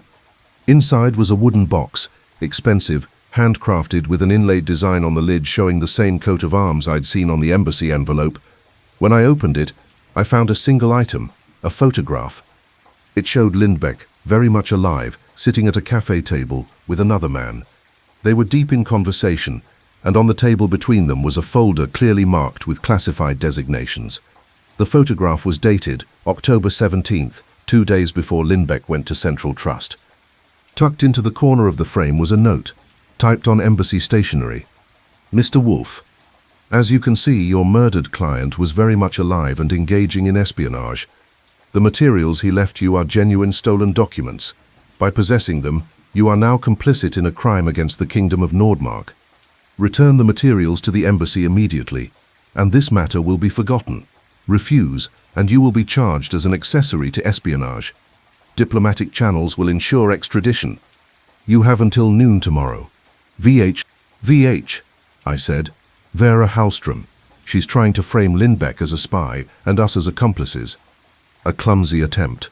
Wolfe studied the photograph with a magnifying glass. Note the lighting, Archie. This photograph was taken with professional equipment, not a casual snapshot. Note also the position of the camera, elevated, suggesting it was taken from a window or rooftop. And most tellingly, note Lindbeck's expression. He doesn't appear to be conspiring. He appears to be listening, confused, perhaps even frightened. So this meeting was staged. Someone arranged for Lindbeck to be photographed with stolen documents. Precisely. They created evidence of his guilt to be used later, either to blackmail him or to justify his elimination. When he discovered the real espionage and tried to expose it, they killed him and attempted to paint him as the traitor. Wolfe set down the magnifying glass. The question is, who is the man sitting with him? I examined the photograph more carefully. The second man was in his 40s, well-dressed, with a lean face and sharp features. He wasn't anyone from the embassy roster. Unknown, I said, but I can have Sol show this around when he arrives. The phone rang, and I answered to find Lon Cohen's voice crackling with excitement. Archie, I asked around about Orpheus like you requested. Got a call back from a source at State. He wouldn't give details, but he said Orpheus is real, it's active, and it's bad news. Apparently, it's a long-term intelligence operation that's been running for years, targeting multiple Nordic countries. State's known about it for months but couldn't pin down who was running it or what their endgame was. Past tense. They know now? Maybe. My source said there's been increased activity in the past week. Communications intercepts, unusual financial transfers, personnel movements that suggest something big is about to happen. State's worried it might be an attempt to compromise an entire intelligence network, not just steal documents. Did your source mention any specific names? No, but he said the investigation is now focusing on the Nordmark embassy in New York. Apparently that's where the trail leads. I thanked Lon and relayed the information to Wolfe, who listened with his eyes closed. So Orpheus is larger than we suspected, he said when I finished. Not just embassy-level espionage, but a coordinated operation targeting multiple countries. That suggests resources beyond a single corrupt diplomat. That suggests a foreign intelligence service. The Soviets? Possibly. Or another power seeking to destabilize Nordic alliances. The details matter less than the implications. We're no longer investigating a simple murder. We're investigating an operation that has attracted State Department attention and international concern, which makes us even bigger targets. Yes. Wolfe opened his eyes and looked at me with unusual directness.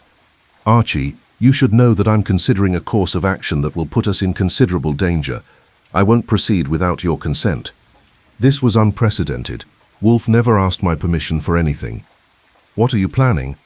I'm planning to force the architect of Orpheus into a position where they must either act against us directly or reveal themselves through inaction. To do this, I'll need to leave the brownstone and make myself vulnerable. I stared at him. You're going to use yourself as bait. We're going to use ourselves as bait. Both of us, along with Saul when he arrives. We'll announce that we have the evidence, and we're taking it to the State Department tomorrow morning. This will force Orpheus to act tonight, either to silence us or to retrieve the materials. And when they come, we'll be ready. The brownstone is secure, the Dobermans are alert, and we'll have sufficient backup to ensure we survive whatever attack they mount. More importantly, in mounting that attack, they'll reveal themselves, their resources, their methods, and their identity. That's insane. It's calculated, and it's the only way to end this before more people die. State Department won't act without proof. The police can't touch diplomatic immunity. But if we force Orpheus to expose itself through direct action against American citizens on American soil, diplomatic immunity becomes irrelevant. I thought about the grey sedan outside, about Ambassador Hallström's cold threats, about Lindbeck's body being spirited away before anyone could ask questions. Then I thought about Wolfe's methodical brilliance, the Doberman's vigilance, and the simple fact that some cases you couldn't walk away from without losing something essential about who you were. All right, I said. We set the trap, but we do it smart. Backup plans, escape routes, and enough firepower to make them regret coming after us. Wolfe nodded. Saul will coordinate security. Fred will watch the exterior. You and I will remain in the brownstone and wait for them to make their move. And the Dobermans will do what they do best. Protect this household and everything in it. As if in response, all 5 dogs moved to positions around the office, forming a perimeter that would make approaching Wolfe's desk without being detected virtually impossible. When do we start? I asked. As soon as Saul arrives. We have much to prepare and very little time. The rain continued to fall outside, turning the street into a mirror that reflected the grey sky and the grey sedan and the grey future we were about to make considerably more colourful. Saul Panzer arrived at 2:15, looking like a rumpled professor who'd forgotten to age past 35. He had the kind of face people forgot the moment he left a room, which made him invaluable for surveillance work. What people didn't forget was his mind sharp as a good blade and twice as reliable. Archie, Mr. Wolfe. He shook water from his coat and accepted the towel Fritz offered. I came straight from Penn Station. What's the situation? I spent 10 minutes bringing him up to speed while Wolfe listened, occasionally interjecting corrections or emphasis. When I finished, Saul examined the photograph of the man with the ring, then the staged photo of Lindbeck at the cafe. I showed the ring photo to my contact at the jeweler's, Saul said. He identified it immediately. It's a Latvian military intelligence insignia, pre-war design. Whoever's wearing it either served in Latvian intelligence or wants people to think they did.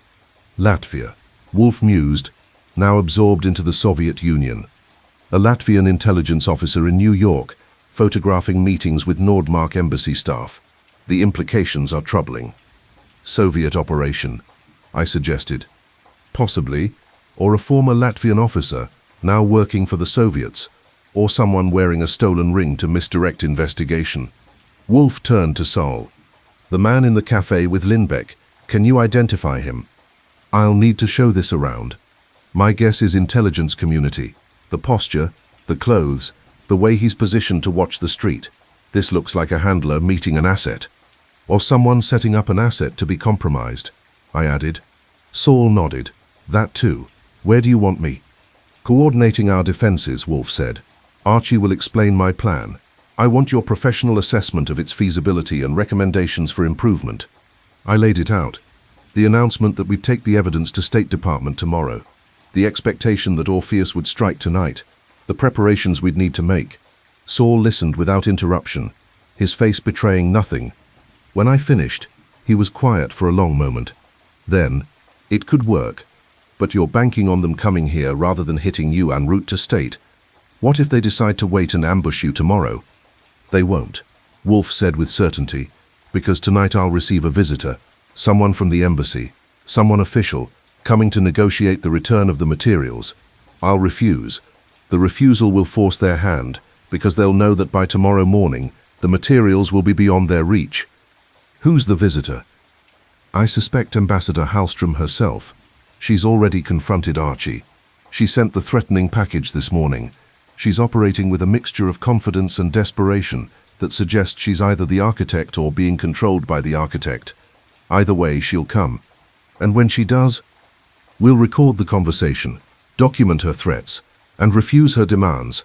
Then we'll make it clear that at 9 o'clock tomorrow morning, Archie will deliver the materials to Parker at State Department personally. That gives Orpheus approximately 12 hours to act. Saul pulled out a notebook and began making sketches. All right. For this to work, we need layered defenses. First layer, exterior surveillance. Fred on the street, watching for approach teams. Second layer, the brownstone itself. All entrances secured, windows reinforced, the Dobermans positioned to detect any intrusion. Third layer, this office, with you and Archie armed and ready. Fourth layer, extraction route, if things go sideways. Extraction to where? I asked. Roof access to the neighboring building. I'll arrange it with the owner for a fee. They'll leave the roof door unlocked. If you need to bail, go up instead of out. They won't expect that. Wolfe looked pained. The roof. In the rain. Better wet than dead, Mr. Wolfe. Marginally. For the next 2 hours, we planned. Fred was summoned and given his assignment, watching from a rented room across the street with a view of both our brownstone and the grey sedan. Saul would position himself in the rear garden with a radio and enough weaponry to hold off a small army. I would remain in the office with Wolfe, armed with my .32 and a shotgun borrowed from Fritz's collection. The Dobermans would serve as our early warning system and, if necessary, our first line of defense. Wolfe spent 20 minutes working with them, reinforcing commands and establishing protocols. It was remarkable watching him interact with the dogs. His usual impatience with physical activity vanished, replaced by focused intensity. "Caesar will remain with me," he explained when he finished. "Mars and Apollo will patrol the ground floor. Minerva will watch the rear entrance from the kitchen. Diana will position herself on the second floor landing, where she can observe the front door and hallway. They've been trained to respond to specific threats without waiting for commands." "Trained by whom?" I asked. "A gentleman I consulted last spring after our previous security incident. Former military working dog handler, very competent, very discreet." Wolfe returned to his desk. "Now we wait for our visitor." She arrived at precisely 6 o'clock. I watched through the bulletproof window as a black diplomatic car pulled up, and Ambassador Vera Hallström emerged, flanked by the same 2 security men from yesterday. She wore a dark suit, her hair was immaculate despite the rain, and her expression suggested she was here for business, not social pleasantries. Mars growled low in his throat. Apollo joined him, both dogs fixing their attention on the approaching figures. "Easy," I murmured, though I shared their sentiment. The doorbell rang. Wolfe nodded, and I opened the door the regulation 3 inches the chain allowed. "Mr. Goodwin," Hallström said coolly. "I'm here to see Mr. Wolfe. I assume he'll see me, given the gravity of what we must discuss." "One moment." I closed the door and looked at Wolfe, who had positioned himself behind his desk with Caesar at his feet. He nodded again. I opened the door fully. "The ambassador may enter. Her security detail waits outside." "That's not acceptable. That's not negotiable. You're here for conversation, not confrontation. Mr. Wolfe doesn't meet with armed strangers in his office." Her eyes flashed with anger, but she waved her security team back. "Very well, but they remain on the street." "Suit yourself?" I let her in and led her to the office. She walked with the confidence of someone used to command, but I noticed her eyes cataloguing everything. The reinforced windows, the Dobermans' positions, the sight lines and exits. Professional assessment from someone trained to evaluate tactical situations. Wolfe didn't rise when she entered, which was both his custom and, in this case, a calculated insult. He simply gestured to the red leather chair. "Ambassador Hallström, please sit." She sat with rigid posture, her hands folded in her lap. "I assume you received my message this morning." "The package with the fabricated photograph. Yes, I received it. I was not impressed." "That photograph is genuine.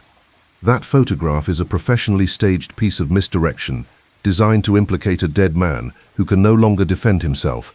The lighting, the camera angle, the fact that Mr. Lindbeck appears confused rather than conspiratorial, all suggest this was created specifically to provide false evidence of his guilt." Wolfe leaned back in his chair. "I am not a fool, madam, and I do not appreciate being treated as one." 2 spots of color appeared on Hallström's cheeks. "You are in possession of classified materials, stolen from my embassy. That is a crime under both American and international law. I am offering you an opportunity to return them without legal consequences, and I am declining that offer. Then you will be prosecuted." "No, I will not, because the materials Mr. Lindbeck left us are not stolen documents. They are photographs of stolen documents, evidence of the theft, not the theft itself. Moreover, they are evidence of espionage, financial malfeasance and murder, none of which fall under diplomatic immunity when American citizens are killed on American soil." Hallström's composure cracked slightly. "Lindbeck died of a heart attack. There is a death certificate, signed by an embassy doctor without an independent autopsy. There is also the testimony of a New York City police inspector who noted numerous irregularities at the scene. And there is Lindbeck's own testimony, written before his death, identifying the conspiracy and naming the conspirators. He was a traitor. He was a clerk who discovered espionage and attempted to report it through proper channels. He was silenced for that discovery, and now you're here attempting to silence us. Wolfe's voice was cold as January wind. It won't work, Ambassador. Tomorrow morning at 9 o'clock, all the materials in our possession will be delivered to the State Department. They will include not only Lindbeck's evidence, but our own investigation, including documentation of your threats against us. Hallstrom stood abruptly. You are making a grave mistake, Mr. Wolfe. You do not understand the forces you're confronting. I understand perfectly. I'm confronting murderers, thieves, and cowards who hide behind diplomatic immunity. What I don't understand is whether you're the architect of this conspiracy or merely its public face. For just a moment something flickered in her eyes. Surprise, maybe, or calculation. Then the mask returned. You have until midnight tonight to reconsider. After that, I cannot guarantee your safety. I rarely require guarantees from criminals. She turned to leave, and I escorted her to the door. As I opened it, she paused and looked back. Mr. Goodwin, you should reconsider your loyalty to a man whose stubbornness will get you killed. I've been threatened by better people than you, Ambassador. I'm still here.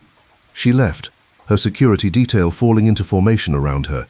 The diplomatic car pulled away, and I locked the door with everything that would lock. When I returned to the office, Wolfe was already on the phone with Saul, confirming the timeline and the plan. He hung up and looked at me. Now we wait. She'll come tonight? Oh yes. She practically announced it. The ultimatum, the threat, the deadline of midnight, all designed to force our hand. But we've already forced hers. She knows the materials go to State tomorrow, and she cannot allow that to happen. So she'll try to take them by force, or send others to do so. Either way, tonight will be interesting. I checked my .32, made sure the shotgun was loaded and accessible, and settled into my chair. The Dobermans had already taken up their assigned positions, 5 silent sentinels waiting for whatever darkness would bring. Outside, the rain continued to fall, and the grey sedan remained in its watching position. We had set the trap. Now we just had to survive it springing closed. The attack came at 11:40, which was almost disappointing in its predictability. I'd been sitting at my desk for 5 hours, maintaining alertness through coffee and the knowledge that letting my attention drift could get us killed. Wolfe had been reading The Conquest of Peru by Prescott, with Caesar at his feet, and an occasional glance at the clock that suggested even his legendary patience was being tested. Fred had checked in by radio every 30 minutes. Saul had maintained his position in the rear garden despite the rain, which had finally stopped around 10 o'clock. The Dobermans had been perfect sentinels, alert but calm, conserving energy for when it would be needed. Then Diana barked from upstairs, sharp, urgent, a sound that meant company. Now, I was on my feet with the T-Text-2 in my hand, before the echo faded. Wolfe set down his book and reached for the shotgun propped beside his desk. Caesar moved to stand between Wolfe and the office door, his body tense and ready. Fred, I spoke into the radio handset. 3 vehicles just arrived. Fred's voice crackled back. 2 vans, 1 sedan. 8 men total, all armed. They're moving on the brownstone now. 4 to the front, 4 heading for the rear. Military precision. This is a professional team, Archie. Saul. I see the rear team. Saul's voice was calm as ice water. Holding position until they commit. Once they breach, I'll announce myself and encourage surrender. If they don't surrender, then it gets loud. Through the bulletproof window, I could see 4 figures approaching the front door. They moved like soldiers, covering each other, weapons ready, faces obscured by dark clothing. One carried what looked like a breaching tool. They're going to force entry, I reported to Wolfe. Let them try. The door will hold. The windows are bulletproof. They'll need considerably more than brute force to... The explosion was massive, concussive, and completely unexpected. The front window held, but the blast rattled the entire brownstone and set off every car alarm on the block. Shaped charge on the front door. Fred's voice was urgent now. The door's compromised, but holding. They're preparing a second charge. Saul, now, I shouted into the radio. From the rear garden came the unmistakable crack of gunfire. Saul announcing himself with authority, shouting from outside, return fire, the chaos of a firefight compressing seconds into crystallized moments of violence. The second explosion took out the front door entirely. Mars and Apollo were already in motion, placing themselves between the office and the hallway. Through the smoke and dust I could see figures entering the brownstone, weapons raised, moving with the practiced efficiency of special operations troops. "NYPD," I shouted, which was a lie but might give them pause. "Drop your weapons." They didn't drop their weapons. They advanced. Mars hit the first man through the door like a furry missile, 80 pounds of muscle and fury driving him backward into his companions. The man screamed. His weapon clattered across the floor. Apollo went for the second intruder, targeting the arm holding the gun with the precision of an animal trained for exactly this scenario. Gunfire erupted. Wild shots from men trying to fend off attacking dogs while maintaining formation. I fired twice, aiming high and wide, announcing that we were armed and willing to fight. One of the intruders went down, though I couldn't tell if I'd hit him or if he'd simply tripped over the chaos. "Fall back," someone shouted in accented English. "Dogs. They have attack dogs." More gunfire from the rear of the brownstone.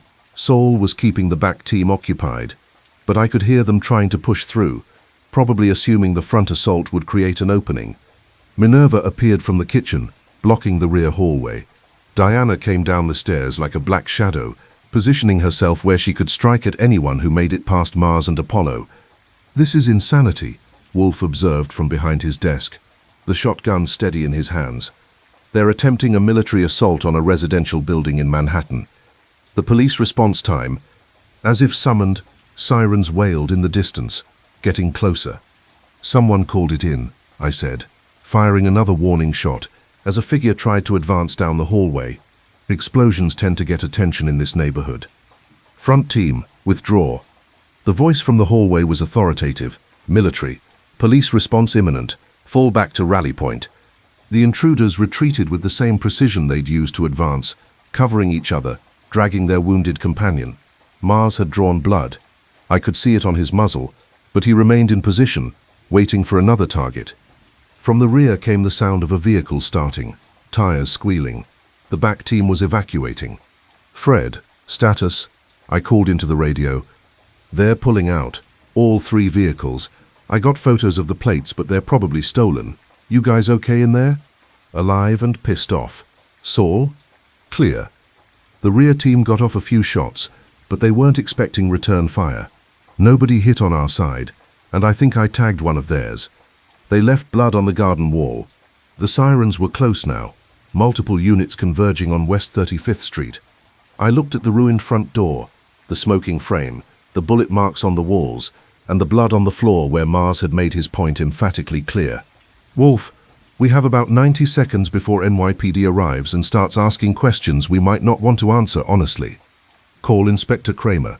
Tell him we've just survived an attempted assassination by armed intruders connected to the Lindbeck case. Tell him to come immediately and bring State Department representation. And Archie." "Yes." "Tell him to bring a veterinarian. Mars is limping." I looked at the Doberman, who was indeed favoring his right front leg. Whether he'd been shot or injured during the attack, I couldn't tell, but the fact that Wolfe noticed before I did said something about how much these dogs meant to him. The next hour was controlled chaos. 3 NYPD units arrived, followed quickly by Kramer in an unmarked car with his jaw working overtime on his cigar. Behind him came 2 sedans with government plates and men in suits who had State Department written in their body language and expressions of bureaucratic fury. I gave a statement to the uniforms while Wolfe dealt with Kramer and the State Department representatives in the office. Fritz appeared from wherever he'd been sheltering during the attack and immediately took charge of Mars, examining the leg with gentle hands while the Doberman bore it with stoic dignity. "Bruised, not shot," Fritz announced after a thorough inspection. "He'll heal, but perhaps some rest, yes?" Mars looked at Fritz as if the concept of rest was personally offensive, but he allowed himself to be led to his cushion in the corner. By the time I finished with the police and joined the meeting in the office, Wolfe was in full commanding form, his voice rolling over the assembled officials like an oncoming freight train. Attacked by a professional military team using explosives and automatic weapons in a residential neighborhood. This was not a robbery. This was an assassination attempt directly connected to the materials provided by Oscar Lindbeck before his murder. Since Mr. Lindbeck's death occurred under suspicious circumstances that were covered up by diplomatic personnel, and since tonight's attack was almost certainly ordered by those same personnel, I submit that diplomatic immunity should be considered null and void. Mr. Wolfe, one of the State Department men said carefully, you can't simply declare diplomatic immunity void. I can, when diplomats attempt to murder American citizens on American soil using military force. That crosses every line established by international convention. Unless your department wishes to explain to the press why foreign nationals were permitted to conduct armed assaults in Manhattan, I suggest you cooperate with this investigation. Kramer was grinning around his cigar, clearly enjoying watching the State Department squirm. The second State Department representative, older, silver-haired, with the weary competence of a career diplomat, spoke up. Mr. Wolfe, I'm Deputy Assistant Secretary Thomas Hartwig. I've been briefed on the situation, and I'm authorized to tell you that State has been investigating Orpheus for 3 months. We've known about the espionage, we suspected the embassy connection, but we've been unable to gather sufficient evidence to act without creating an international incident. And now? Now you've forced the issue. They've revealed themselves through direct action against you. That changes everything. Hartwig pulled out a file. These are the individuals we believe are involved in Orpheus. I need you to tell me if your investigation has identified the same people. He laid out 3 photographs: Ambassador Vera Hallström, Henrik Stromberg, and, unexpectedly, Ingrid Callas. All 3? I asked. We believe so. Hallström is the architect, Stromberg is the operational leader, and Callas is the intelligence officer coordinating with their foreign handlers. But we haven't been able to prove it definitively. The financial records point to Stromberg, the classified document access points to Hallström, and the communications intercepts suggest Callas is the cutout to foreign intelligence. Wolfe was silent for a long moment, his eyes closed, his fingers interlaced. Then he opened his eyes and fixed Hartwig with a stare that could have melted steel. You're wrong. Excuse me? Your investigation is sophisticated but incomplete. You've identified 3 people with access, opportunity, and apparent motive, but you've missed the essential point. You're investigating the wrong crime. Everyone in the room stared at Wolfe. Explain, Kramer demanded. I will, but first I require confirmation of several facts. Wolfe looked at Hartwig. Project Orpheus. What is its actual objective? Not the document theft, but the ultimate goal. Hartwig hesitated, then, we believe it's a long-term operation to infiltrate and compromise Nordic intelligence services, creating a network of assets that can be activated to influence policy, destabilize governments, or steal strategic secrets. The documents being taken from the Nordmark embassy are test cases, proof of concept that the network can deliver results. And the foreign service behind Orpheus? Soviet, we assume. The operational signatures match known KGB methodology.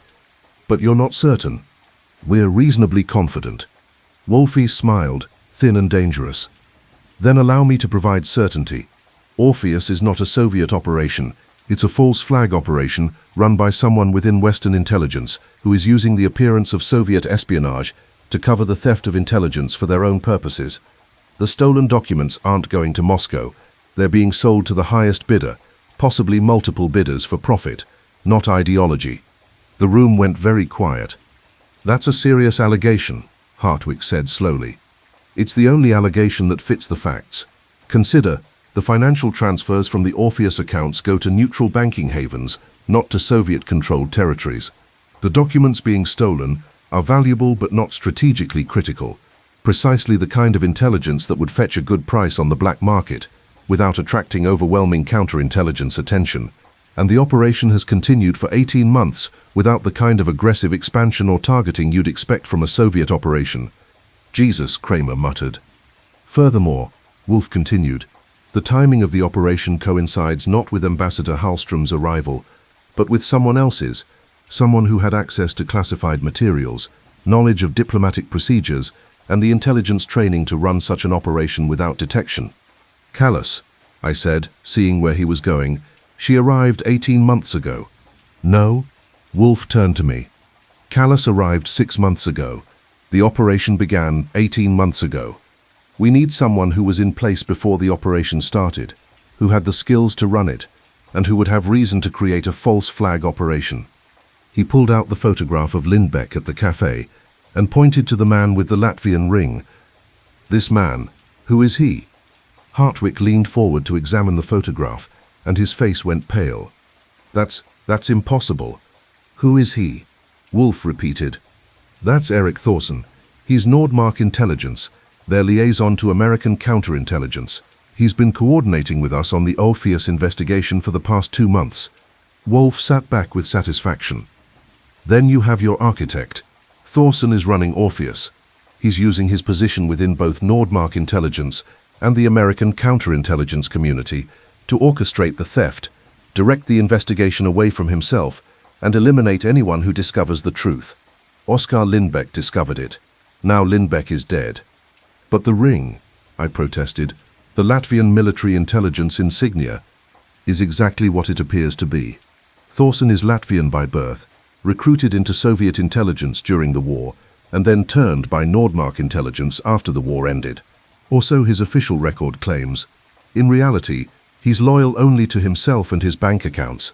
He's been selling secrets to anyone willing to pay, using Orpheus as cover.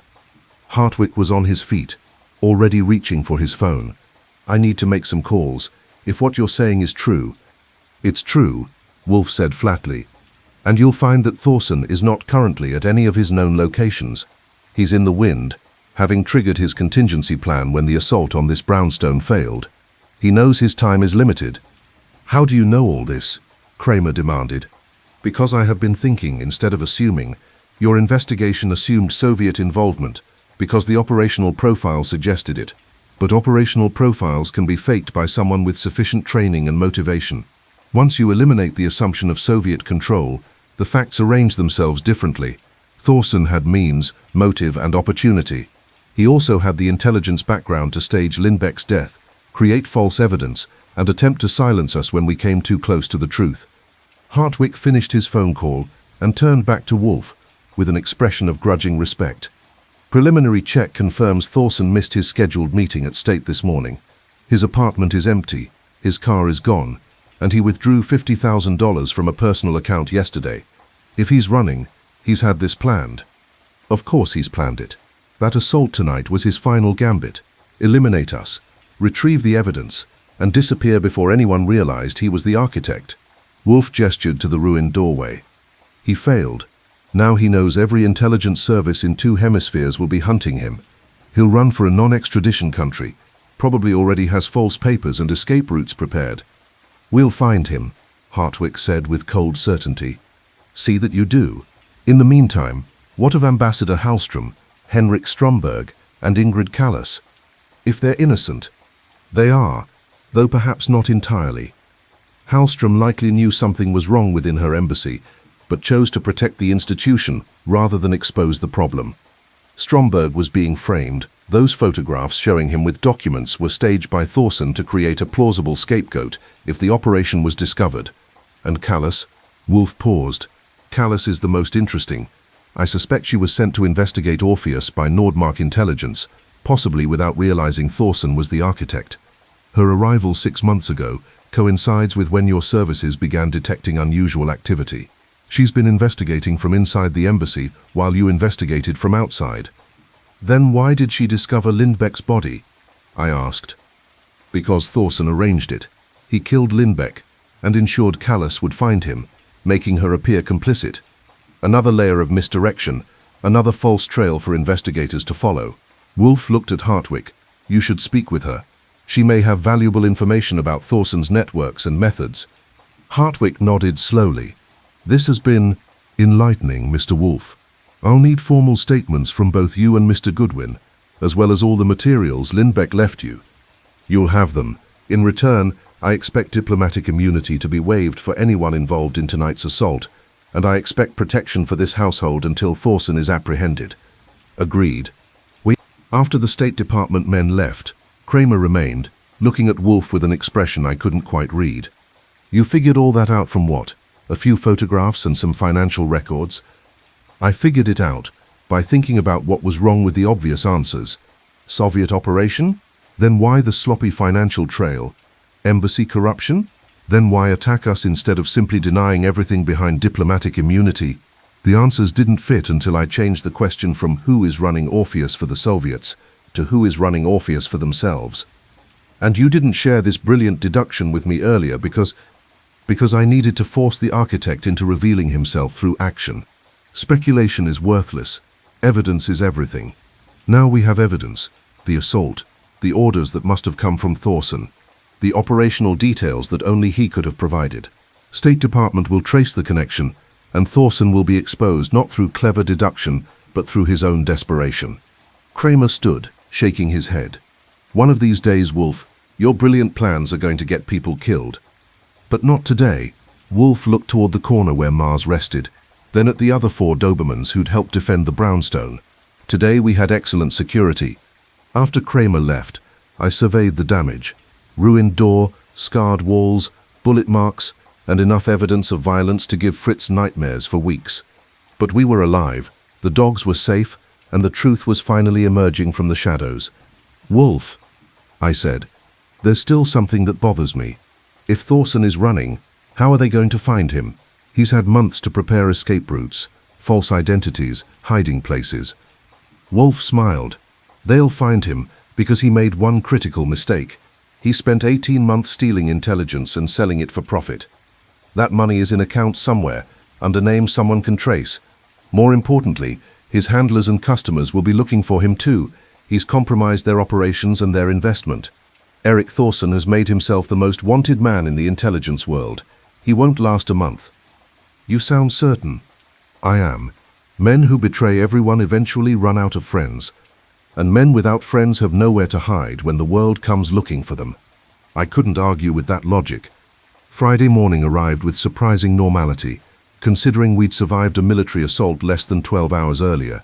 Fritz had the brownstone smelling of coffee and breakfast instead of explosives, though the front door was still covered with plywood and police tape marked the perimeter.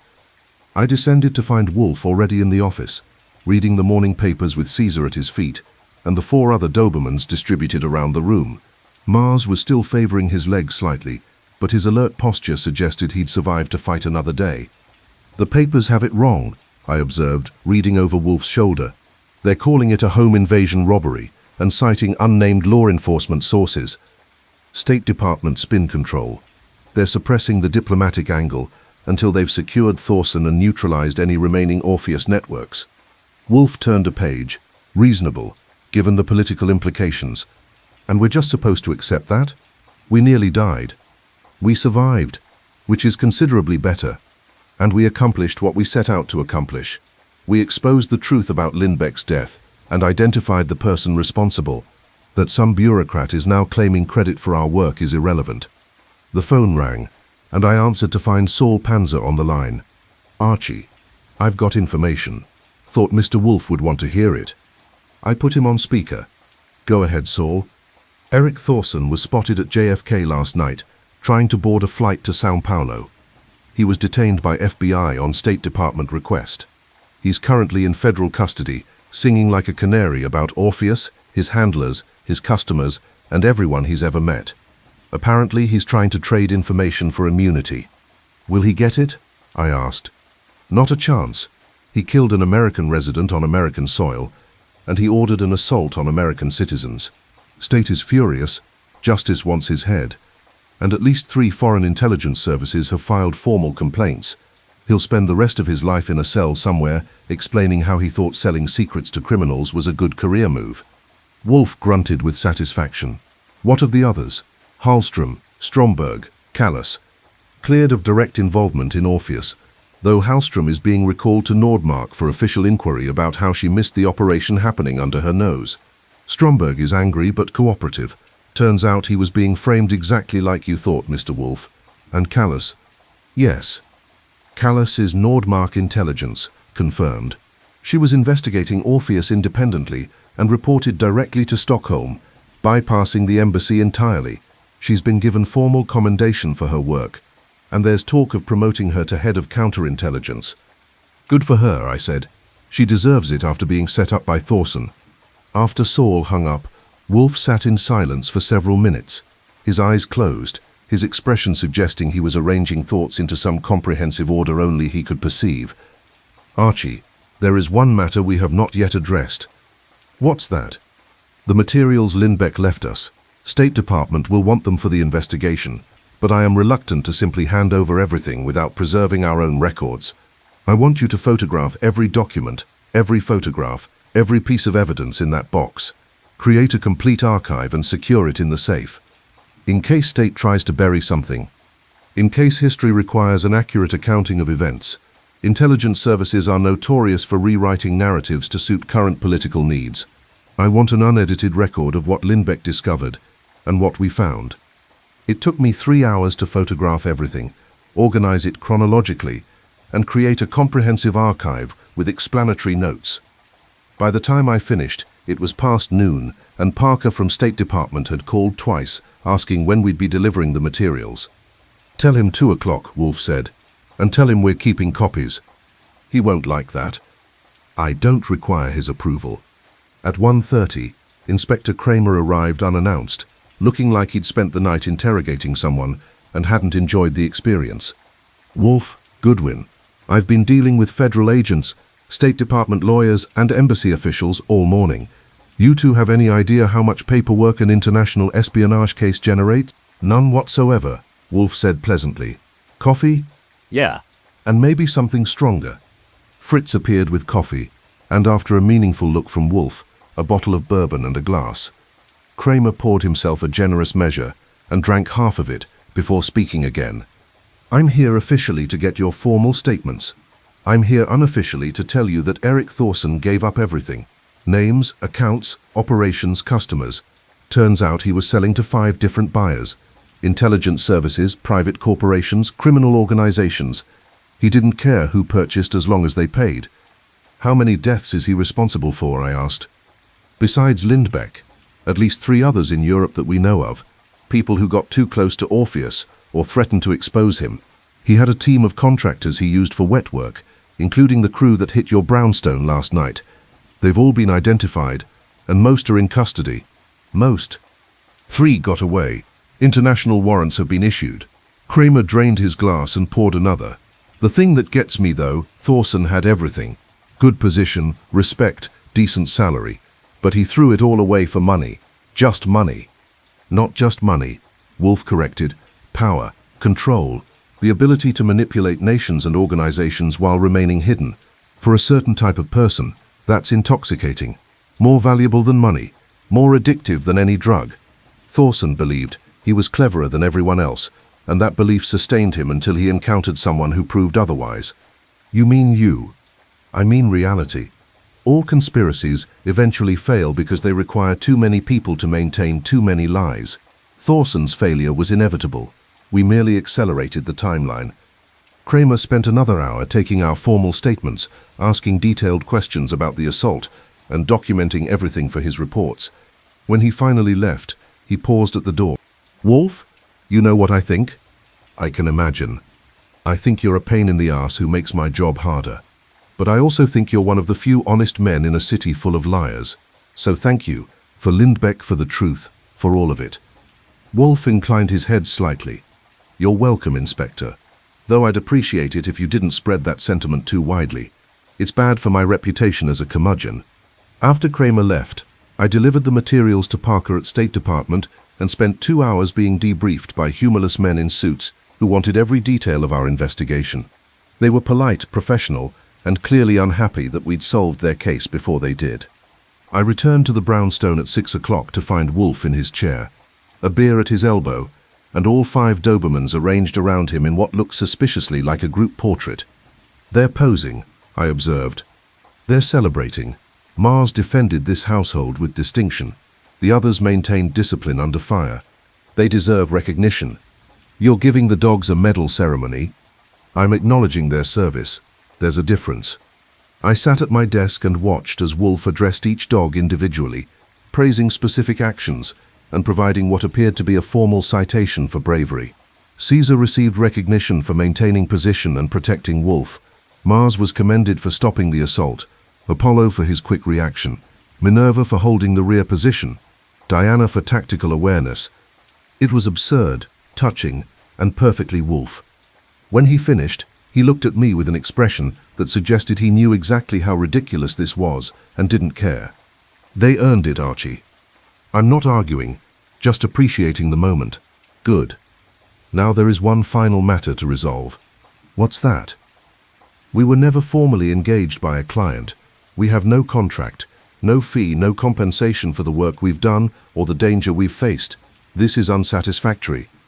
Lindbeck's dead. Wolfe. We can't exactly bill his estate. No, but the Nordmark Embassy can compensate us for damages to the brownstone, emotional distress, and consulting services rendered in exposing an espionage operation that threatened their national security. I'll have my attorney draft an invoice, something reasonable, say $50,000. I whistled. That's not reasonable. That's extortion. It's compensation. They permitted a traitor to operate under their auspices, murder one of their employees, and launch an assault on American civilians. $50,000 is generous under the circumstances. And if they refuse, then I'll suggest to several carefully chosen journalists that the Nordmark Embassy's security procedures are sufficiently lax to permit 18 months of undetected espionage. The resulting embarrassment should motivate payment. I grinned.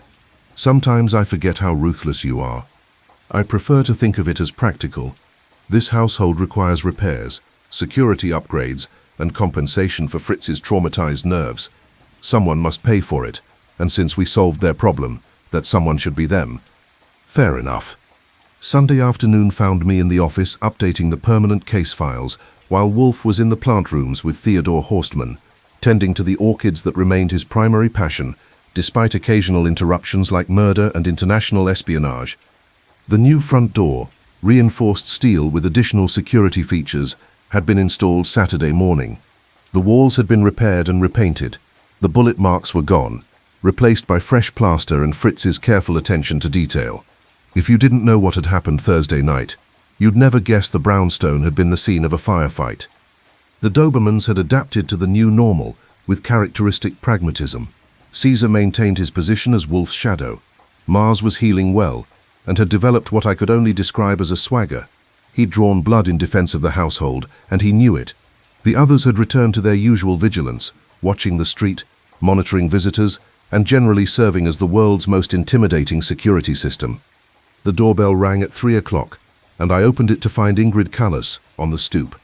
She was dressed casually, slacks, sweater, light jacket, and looked younger and less intimidating than she had in the formal diplomatic attire I'd seen in photographs. "Mr. Goodwin? I'm Ingrid Callas. I was hoping to speak with Mr. Wolfe if he has a moment." I studied her carefully. Blonde, early 30s, intelligent blue eyes that assessed me with the same care I was using to assess her. No visible weapons, no security detail, no diplomatic car waiting at the curb. Just a woman asking for a conversation. "Mr. Wolfe is with his orchids until 6, but I can ask if he'll make an exception." "I'd appreciate that. I won't take much of his time." I left her in the front room with Mars watching from a polite distance and took the elevator up to the plant rooms. Wolfe was in the warm room, examining a phalaenopsis with the critical attention he usually reserved for human failings. "Ingrid Callas is here. She wants to talk to you." Wolfe's eyebrows rose. "The second secretary? The intelligence officer?" "One and the same. She seems legitimate. No entourage, no threats, just asking politely." "Interesting." He set down his magnifying glass. "Very well. Theodore, we'll resume this inspection tomorrow." Theodore nodded, used to Wolfe's work being interrupted by visitors of varying degrees of welcome.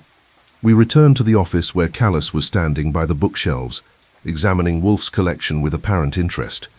She turned when we entered and extended her hand. "Mr. Wolfe, thank you for seeing me. I know I'm interrupting." Wolfe shook her hand briefly. "Miss Callas, please sit. Would you care for refreshment?" "No, thank you. I won't take much of your time." She settled into the red leather chair with the composure of someone used to high-stakes conversations. "I came to thank you, and to apologize." "Thank me for what?" "For solving a case I'd been investigating for 6 months without success. Eric Thorson was brilliant at covering his tracks, and I suspected him, but I couldn't prove it. You proved it in less than a week. With significant assistance from evidence Mr. Lindbeck compiled before his death." "Yes, Oscar." Her composure cracked slightly. "He was a friend. When I found his body, I knew immediately it wasn't natural causes, but I couldn't prove that either. Embassy politics, diplomatic pressure. Everyone wanted to believe it was a heart attack because the alternative was too complicated." "But you kept investigating." "I did. I reported to Stockholm through back-channel communications, bypassing the embassy entirely. I knew there was a leak, possibly in Ambassador Hallström's office, possibly higher.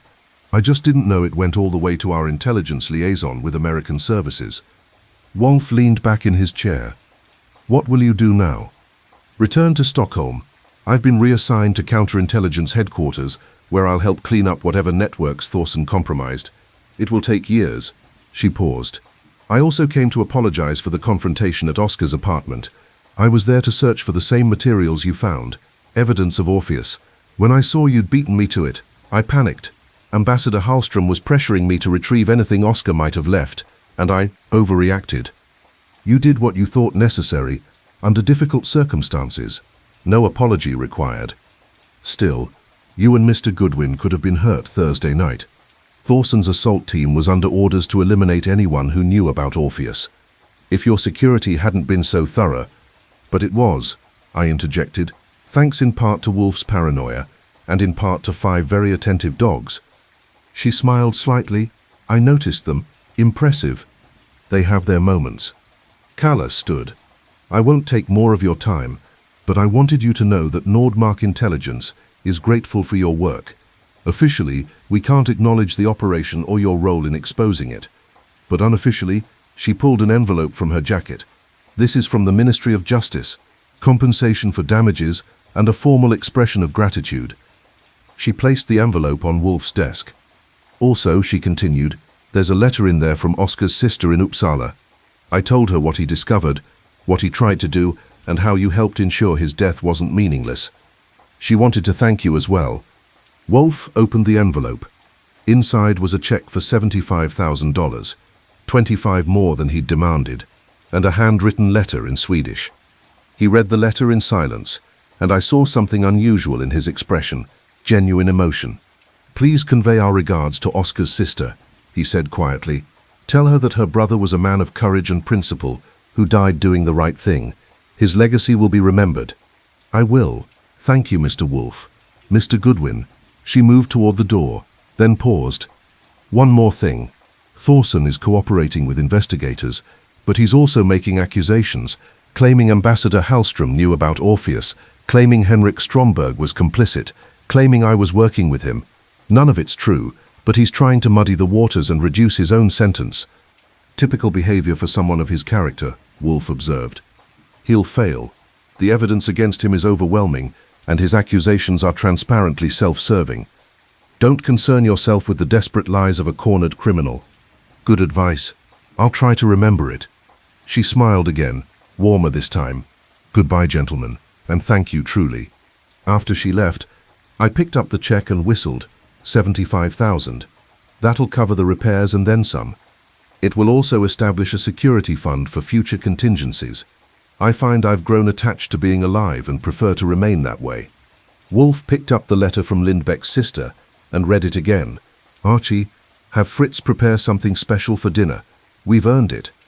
What's the occasion?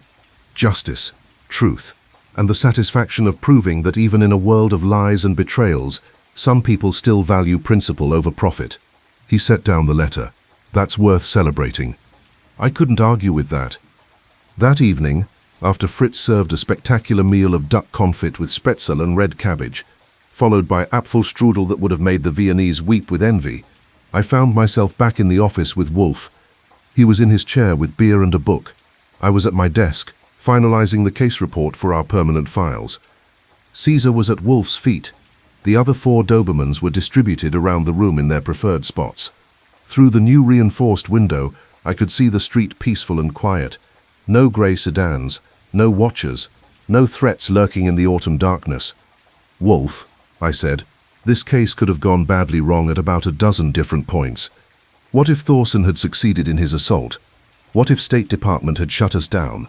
What if Lindbeck hadn't left us that evidence? But Thorson didn't succeed. State didn't shut us down, and Lindbeck did leave evidence. Speculating about alternative outcomes is an exercise in futility. Still, we were lucky. We were prepared. There's a difference. He turned a page. Luck is what happens when preparation meets opportunity. We prepared our defenses, we investigated methodically, and we forced our opponent to act rashly. The outcome was never in doubt. You're rewriting history. You were worried Thursday night. I was concerned. Worry is counterproductive. Concern motivates proper action. I grinned. Whatever you say. I usually do. We sat in comfortable silence for a while. The kind that comes from years of partnership and shared danger survived. Eventually, Wolfe set down his book and looked at me with unusual directness. Archie, this household has faced many threats over the years. We've survived through combination of intelligence, preparation, and occasionally remarkable fortune. But this case was different. The stakes were higher, the danger more immediate, the possibility of failure more real. I noticed. What you may not have noticed is that your performance throughout was exemplary. Your instincts, your initiative, your courage when confronted with armed assault, all were precisely what this investigation required. I want you to know that I value your contributions and your partnership more than I typically express. I stared at him. Nero Wolfe giving sincere compliments was about as common as Halley's Comet, and twice as unexpected. Are you feeling all right? Should I call a doctor? Don't be tiresome. I'm simply acknowledging reality. Well, thanks. I appreciate it. And for what it's worth, your paranoid security upgrades and your insistence on keeping 5 giant guard dogs probably saved our lives. So I guess we're even. We're not keeping score, Archie. No, we're keeping each other alive, which is better. Wolfe raised his beer glass slightly. Indeed, to continued survival. I raised an imaginary glass in return, to orchids, beer, and mysteries solved. And to justice for Oscar Lindbeck, who deserved better than the death he received, but at least received the truth he pursued. That too. Outside, the city continued its endless churning, millions of lives, thousands of stories, countless secrets waiting to be discovered or buried forever. Tomorrow would bring new cases, new problems, new opportunities for Nero Wolfe to demonstrate his genius and for me to serve as his eyes, ears, and occasionally bruised body in the field. But tonight, the brownstone was secure, the dogs were vigilant, and the case of the embassy affair was closed with the kind of satisfying completeness that made the danger worth surviving. I returned to typing my report while Wolfe returned to his book. Caesar sighed contentedly. Mars's leg continued healing. Apollo, Minerva, and Diana maintained their watch, and somewhere in a federal holding cell, Eric Thorson contemplated the ruins of his brilliant plan and the reality that betraying everyone eventually means having no one left to trust. As Wolfe had said, all conspiracies eventually fail because they require too many people to maintain too many lies. The truth always emerges. Sometimes it just needs a nudge from a seventh-of-a-ton genius and his wisecracking assistant. 3 weeks later, I received a letter postmarked from Uppsala, Sweden. It was from Linnea Lindbeck, Oscar's sister, and it had been translated into English. Dear Mr. Goodwin and Mr. Wolfe, Miss Callas visited me last week and told me everything about Oscar's discovery, his courage, his death, and your investigation. For weeks I had been tormented by the official story, knowing in my heart it could not be true. My brother was young, healthy, careful. A heart attack made no sense. Now I know the truth, and though it brings grief, it also brings peace. Oscar died fighting corruption and betrayal. He died trying to do the right thing. That is how I will remember him, not as a victim, but as a hero who gave his life for principle. Thank you for giving him justice. Thank you for refusing to let his death be covered up and forgotten. Thank you for being the kind of men my brother believed existed. Men who value truth over convenience and justice over political expedience. He would have been proud to know you. With deepest gratitude, Linnea Lindbeck. I showed the letter to Wolfe, who read it silently and then carefully folded it and placed it in the case file. See that this is preserved with our permanent records, he said quietly. Will do. And Archie, the next time someone delivers a mysterious envelope to this brownstone, perhaps check for return addresses before accepting it. Where would be the fun in that? Exactly my concern. I grinned and filed the letter away, along with photographs, statements, evidence logs, and all the other documentation of the case that had nearly gotten us killed, and had instead proven once again that Nero Wolfe's particular brand of stubborn genius could solve even the most dangerous mysteries. As long as he had good coffee, better beer, excellent orchids, 5 vigilant Dobermans, and an assistant willing to get shot at on his behalf. All things considered, It was a pretty good arrangement.